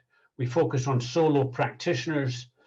We ignore really what their colleagues think of them, and we see shortcomings as an opportunity for punishment. We find these people, we get them to place their belongings in a cardboard box and march from the building, pausing only to take their library card and telling them never to darken our door again. Whereas research improvement can be and should be systems focused. We recognize fallibility. We recognize the importance of teamwork and the value of local peer review. And when we find shortcomings, we see them as opportunities for learning and improvement rather than something to be punished. So a research improvement professional, when they find that something's wrong, they're happy because they've got something that they can improve rather than being sad that they've got a problem that needs fixing. And so this is from a paper that we wrote with the UK Reproducibility Network Steering Committee in Patterns late last year, suggesting that what we needed was a community that asserted what they considered to constitute best research practice. And that might be based on research reporting guidelines, on research, on expert opinion, and on what research users wanted from the research that was done. And then having asserted what constitutes best practice, you measure it. And then through training and incentives and interventions led by individuals with experience in improvement strategies, and that might range from just having the simple foundation skills that we might expect everyone to be able to deploy, to what the healthcare improvement people call black belt improvement strategy people. And then having had these training and incentives and interventions, we measure performance again. And we review our performance and celebrate our successes and raise our ambitions, and then go through this cycle again and again and again in continual cycles as we try and get a little bit better and a little bit better. So here's an example of measurement. This is from my own field of life sciences. This is animal research from UK institutions from 2011 through 18, with the reporting of randomization and of blinding, key issues if we're going to be able to interpret the research findings, do due diligence on the research claims, showing on the x-axis the performance of each of those institutions averaged over that period. On the y-axis, the improvement in performance, and the size of the circle is the number of publications that that institution has in the corpus. And so these institutions down here, they're below median performance both on how good they are, but also on how quickly they're improving. And up here, which is the sweet spot, these institutions are both performing well and improving faster than the median of all institutions. But actually, if you're not very good and you're improving, that's more important to me than your absolute level of performance. And then you can name some of these, and you see the fastest improving institution in the UK is the University of Aberdeen, and the overall best performance across these two is the University of Nottingham. So slightly different from our usual university league tables. We've got part of the Golden Triangle coming in at number 5 here on the reporting of blinding. And when we look at improvement over time, again, there's much more improvement happening in institutions which one would not conventionally consider to be high-performing research institutions. And here's audit for improvement at the level of the individual researchers. So using a bit of R and Shiny App magic, we can take someone's ORCID ID, and this is taking my ORCID ID, and then send those to Unpaywall to see the proportion of publications that have been open access from my output in the year since 1994. I was showing this to the rest of my research team, and I told them that this was my birth certificate, and they believed me to start off with. But you see, you could do this for all researchers and get some idea of how they were changing, how they were shifting, how they compared with others. So that leads me to the equipped quality system developed as part of an innovative medicines initiative led by myself on the academic side and Thomas Steckler from Janssen on the pharma side, and the development of the quality system led by Anton Bespalov from PASP, developing a framework which begins with self-evaluation. The most important part of it is lean, flexible, fit for purpose, and user-friendly. And the framework components are determined both by the context in which that organization does its research and by their choice of what they consider to be important. But a key requirement is that they establish a person with the authority and the resources to establish the quality system to run, guided by principles of allowing people to engage with autonomy, to grow through reflection, to focus on their own goals, and transparency around the process. And just a couple of examples of what people have reported to us in their engagement with the equipped process. So one of the requirements would be that all personnel involved in research must have adequate training and competence to perform their assigned tasks. Not exactly rocket science, but as one unit completing this went through their responses, they found that they'd actually got an omission for training in specific tasks for specific groups, for master's students and postdocs. So that's easy to fix because the training is already in place. It's just not been offered to those groups. For another, the research unit must have a procedure to act upon concerns of potential misconduct. And one unit marked themselves down as a fail and then got in contact with someone higher up in the institution saying, look, we don't have this and we need one. And the person said, yes, you do have it. Here it is. It's part of our overall organization's research misconduct policy. And so not only were they able to complete the form, which is not that important, but they also were able to access and to bring to the attention of everyone who worked in their unit that there was a procedure for dealing with research for research misconduct. So my questions to you, I think, in the context both of equipped, but also more generally in terms of research improvement, efforts to improve the integrity of the research claims which you make, which, as I can argue later on or elsewhere, is, I think, different from researcher integrity. Can you support claims that you make that your work is done to the highest standards? Because every institution says this, but how do you support those claims? Do you have systems in place for measuring and improving the quality of your research culture, the reliability of your research findings? If you do have a system in place, does it work? And how do you know it's working? And if you don't have a system in place, should you think about adopting one? Thank you very much. Thank you, Malcolm. Now to Kath Cotton. She is policy advisor at TU Delft and will present us a case about compliance in complex consortia. Kath, this is for you. Thank you. I'm just attempting to share my screen. Is my screen sharing okay? Perfect. Great, thanks very much. Okay, well, thanks very much, Borana, and nice to see everybody here. It's been an interesting morning. The number of times I've thought, oh, that's exactly what we're facing. So it's a great place to be. I spoke to a few colleagues in our Valorization Centre who deal with funding and research management, particularly with Horizon 2020 and now Horizon Europe.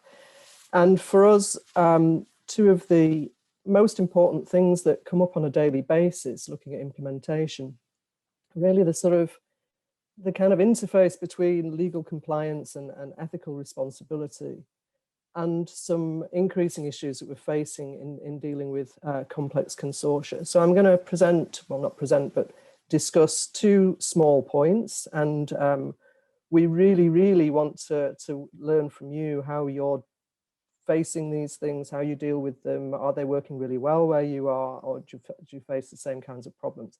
So this is what we're looking to find out. So the first example is about compliance and ethics. Now, I'm the policy advisor on academic integrity at the TU, and as part of that, I'm also the secretary of the Human Research Ethics Committee. This committee started in 2016 when uptake was quite low and was primarily from people who were familiar with social scientists and kind of knew what they were doing in terms of research ethics, human research ethics, if not so much GDPR. And more recently, we were having increasing uptake with a much broader number of applicants and range of applicants. And one of the things that we're really finding is that there's actually quite a lot of confusion at this interface between what is legal compliance and what is an ethical consideration. And so we've started to try and disentangle these things somewhat.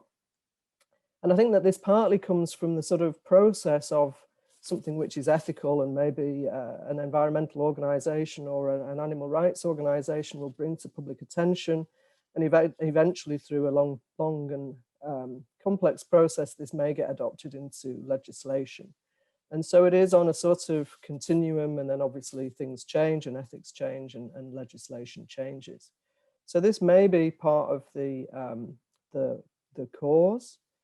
And what we end up with is a situation which we may understand, but not all of our researchers do, where there is this sort of matrix of what's legal and what's ethical and what isn't.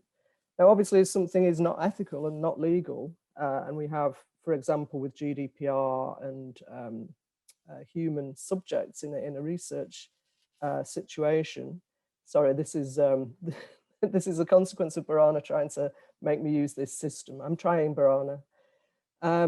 So if we have a research application which is not ethical and not legal, and so the privacy team and the Human Research Ethics Committee both say no, then it's clear. Likewise, if something is legal and ethical. But what if something is legal and not ethical? Then we're giving researchers conflicting advice, which can be very confusing, particularly for early career researchers and researchers who are really trained as engineers and moving into social science areas. And we also have a situation where something could be ethical but not legal. And then the question is, well, what do we do about that? What process do we feed into in order to potentially change the legislation?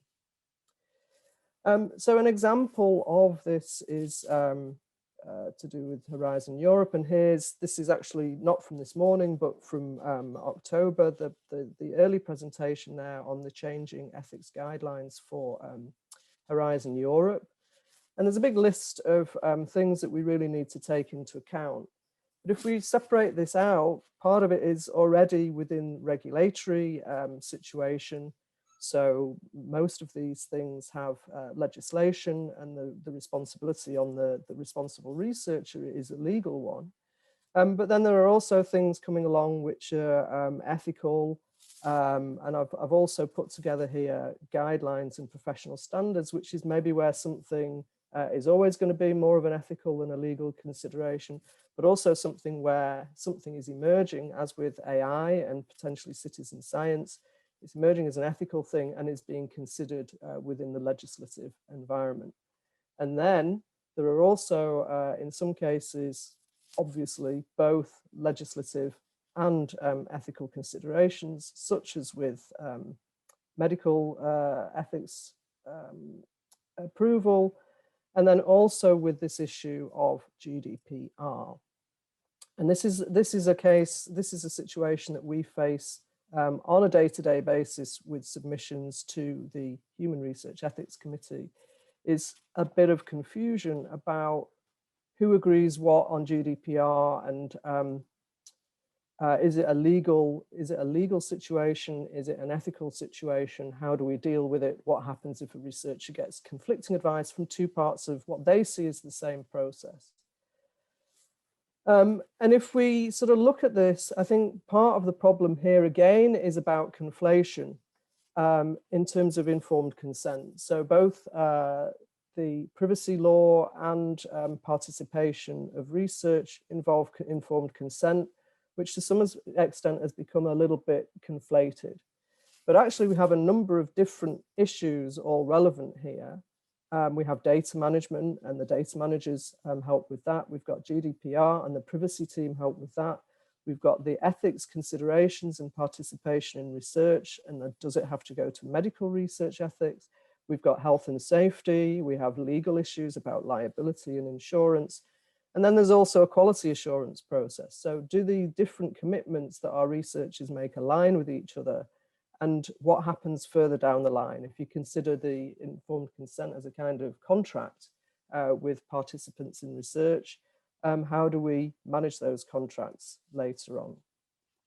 So the question arising here, and this is a very day-to-day question, there are multiple questions which arise. But the question which arises here is this nexus between data management, etc., clear enough? And if so, who is it clear to? And conversely, who is it not clear to? Then we come on to the second issue, which is about complex consortia. And this is not so much something that I've dealt with myself, but my colleagues in the Valorization Centre definitely do. And just as a sort of step back, we're dealing with complexity at numerous levels. The university itself has 8 faculties. Across those faculties are various institutes. These are supported by central services. And then across a combination of the faculties and the central services, the various initiatives and projects and programs, and communicating across the different parts of these organizations, as we all know, can be very, very complex. It might be a lot easier to know what you want to communicate than how to use the channels to get that communication to the people who need it, and particularly within a given time frame. So that's one level of complexity within the one organization. Then if we look at ethics systems across different organizations, this is just one example where conditional approval is a decision that can be made at the end of a research ethics approval process. And in different organizations, it means completely different things. So this is a table derived from just a quick search through different university ethics procedures. So in one, conditional approval means that conditions must be met, but you don't need to resubmit your application. In many, resubmission is required, and different amounts of time are given in order to do that. And in others, it's not clear whether you actually have to resubmit proposal or not. But the point is that within an organization, it's complex. Across different organizations, it's also an additional layer of complex. And then within a consortium, we have different kinds of organizations again. One of the key advantages of Horizon 2020 and then Europe is this ability to promote diverse consortia. So we have different organizations across the EU. Some of them are universities, some might be small businesses. Some of those universities might be smaller or bigger than others. And in some cases, for example, with Marie Curie, you may get a non-EU country which is providing secondment. So then all of the issues that we've been discussing so far become more complex again. And some of the questions arising here, for example, are which consortium member provides what approval for what research actions, even with something as simple as developing a survey, and then where you actually deliver that survey, who has to give what approvals. Likewise, what if a consortium member has no ethics committee, but is actually responsible for providing the approval, depending on what your answer to the first question is. And so this is another set of questions that we're really, really interested in knowing how you experience it. So what we want to find out as far as we can from your experiences today are these 3 questions. In terms of compliance and ethics, how does it work for you?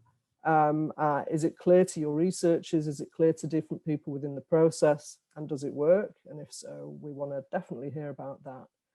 And then within complex consortia, what sorts of questions are you finding come up in terms of responsibilities and how approval is given?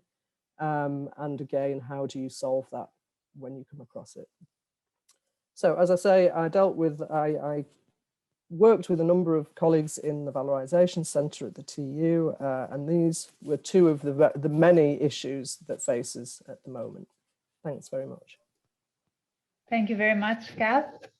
Now I'll hand over to Joanna Bascott and her colleague Kawing Falkena.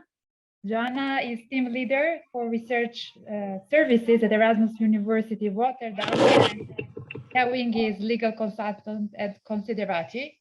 They will present their case about ethics self-assessment. Joanna, the floor is yours. Thanks very much, Borana. Kawing, are you able to share the presentation? Okay, thanks very much. We have a very short time, so I think like everyone else here today, I'm just very pleased to be here and have the opportunity to discuss some of these issues which come up for both of us as we support our researchers to prepare their ethics sections. What we've tried to do is rather than have one case study, but to bring together some examples from recent applications, mainly from ERC and Marie Curie, both to share kind of things that we've learned as we've gone along, and but also to share some of the challenges, and hope also in the discussion groups that we can discuss those a bit more openly, and also find out how other people are dealing with these. Next, right? Here. Yes, perfect. So actually, we're going similarly on a similar note as Kath was just talking about, but the angle, how we want to talk about this is that researchers often think regards with ethics or GDPR and privacy concerns, and the things they have to write is maybe sometimes they feel it limits them.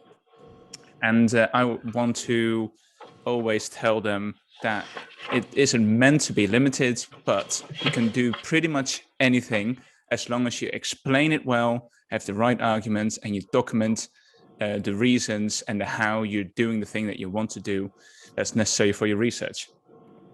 Next slide. And we'll talk about a couple of examples that we have noticed in some of the cases. Next slide. Consent, like Kath also talked about, is one of the things that we have to deal with, of course. And there are different ways of looking at consent. There's an ethical way of looking at consent, as there's a privacy or legal way of looking at consent.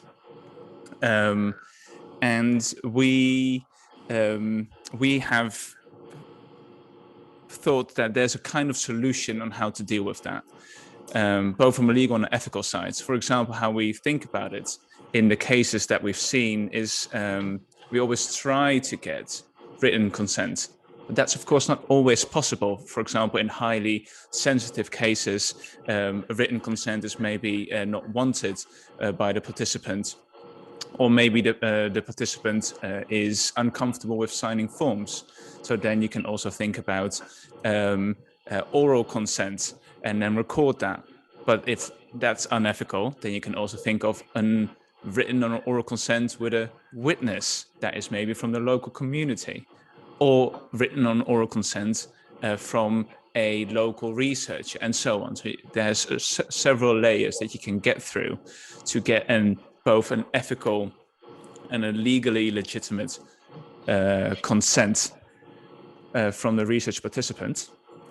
And also in the consent forms themselves and collecting data, you can also think about how to de-identify the unnecessary information that I want to know now of the participant, but I don't need to have later. So you can limit the privacy concerns and the legal concerns. Next slide. So what ISS deals with a lot is international or research in remote environments.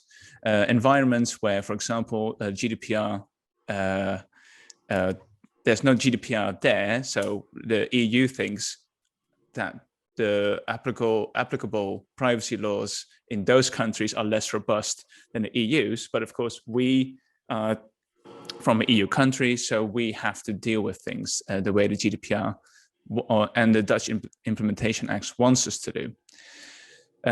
So that makes things challenging. One of the challenging things is, for example, that not all institution has a big legal or a privacy team to support them. But these researchers are asked what are applicable laws in the countries that they do research in, applicable privacy laws. That's not easy to find out for research, let alone a research that's not supported by a big legal and privacy team.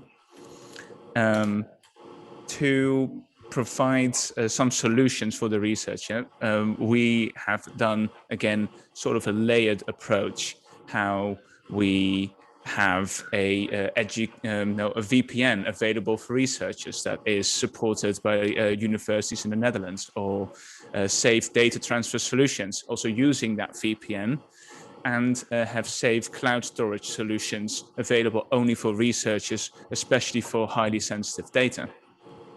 So by providing a couple of solutions, we can help the researchers as much as possible to collect and store the sensitive data without having to do that in potentially unsafe locations or areas. But it doesn't mean that, for example, when you are filling in the forms to get subsidies or grants, that it's not always easy for the researcher to actually provide correct information about these countries that are not from the EU, what kind of laws they have, and how secure their technical and organizational measures for the data need to be for the research. Next slide. Okay, I wanted to talk very briefly about benefit sharing. This is one of the issues that we talk about a lot, particularly within social studies and in our particular focus on development studies. And I think one of the documents that's already been mentioned by previous speakers that we use a lot and find very helpful is the Global Code of Conduct for Research in Resource Poor Settings. And I think I sometimes see with our researchers that the focus becomes on compensation for taking part in research, but obviously it goes much beyond that. And we see more and more and encourage researchers more and more to think along the lines of co-creation and co-ownership. And this fits very nicely in with data, with open science. It also, of course, creates more work sometimes on the data protection side, because the more people we are trying to co-create with and share data with, the more we come into contact with GDPR. One of the I think that the issues is around trying to be very flexible with the research, and that's sometimes difficult when you're having to set the research out in a grant proposal, but trying to allow as much space as possible for local communities to be involved in the design of the research, working together with us to look at what actually are the questions that need to be answered, and really trying to tailor the research to what's needed at local level. Next slide, please, Borana. And a couple of the challenges, I know we're running out of time, so I'm going to go very quickly through these and perhaps we can discuss them, because this is really where we'd like to find out also how other people are dealing with them. Next slide, please. One of them is about ethics approvals, and I think this is something Kath mentioned as well, from non-EU countries. Although there's often not a legal requirement to get ethical approval for social research, often there's an ethical requirement from the codes that we work with. And often we'll partner with local universities, but that's not always possible. And yet we're still asked to produce some kind of local ethics approval, and that can be a real challenge. And I think sometimes a bit disingenuous if we are simply turning up on the doorsteps of universities or local organizations and asking them to agree with our ethics approach. So that's something I'd really like to discuss further. And also cases where sometimes there is a very clear local requirement for ethics approval, but we feel that that then limits the researchers, and that perhaps that approval will never come through, or it comes through at great cost, or it puts the participants at risks, particularly when we're working in fragile states. Next slide, please. And this has also been touched on before. The trial and error sounds harsh, but for example, in the form when researchers ask for clarification or justification or explanations on GDPR related or ethics related questions, it isn't always clear what the researcher or what they want to hear, basically, what is enough, what is not enough in relation to the data that they are collecting, or the way that they are conducting their study. Also, when one of the points was asked is about EUCI, it's a just specific type of information, and if you don't have the legal or the privacy support that knows what type of information this is and how to deal with that, then it's very difficult to answer a question about this type of information. And the last point I want to make about this is that about the ethics self-assessment, for example, there are two, this is just in detail, but there are two boxes where you have to do ethics self-assessment, and both explanations on or questions that they ask the researcher to fill that in, they seem to be very much overlapping, which again makes it unclear to the researcher and the people who are supporting the researcher. So what does this person actually have to fill in? What is asked here? What do they want to hear? And of course, to make it as efficient as possible, you don't want to back and forth. You want to do it right the first time. Next slide, please. Okay, I think we're completely out of time. So I had one more point on incidental findings, but maybe that's something we can leave for the discussion group. And our final slide, Borana, was some of the questions we wanted to discuss in more detail was about whether ethics panels can play much more of a role as supporting rather than just control, and helping with the level of experience of researchers. But I will stop now. Thank you.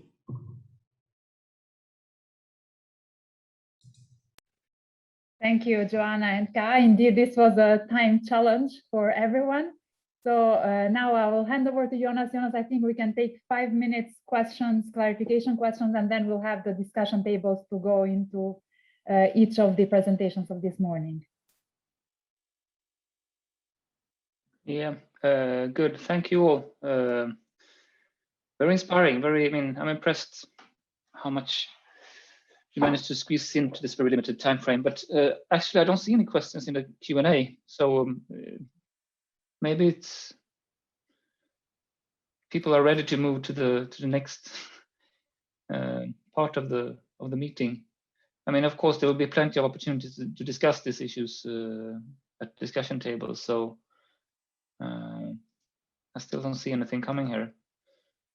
Then if there are no any questions, we can perhaps go for a break now and meet again at 11:45 CET for now, I'd like to thank you, Jonas. I would like to thank Susan, Kath, Malcolm, Joanna, Ka, and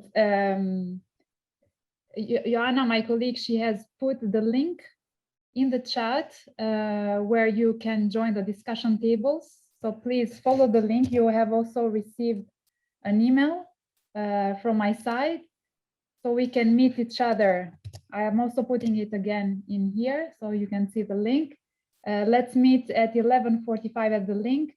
For those of you who cannot manage, please, I want to make a small announcement that you can already save the date for the next ERION meeting that will take place in October, on the 13th of October. You will receive soon an invitation and more information. So for now, enjoy the break and see you at 11:45.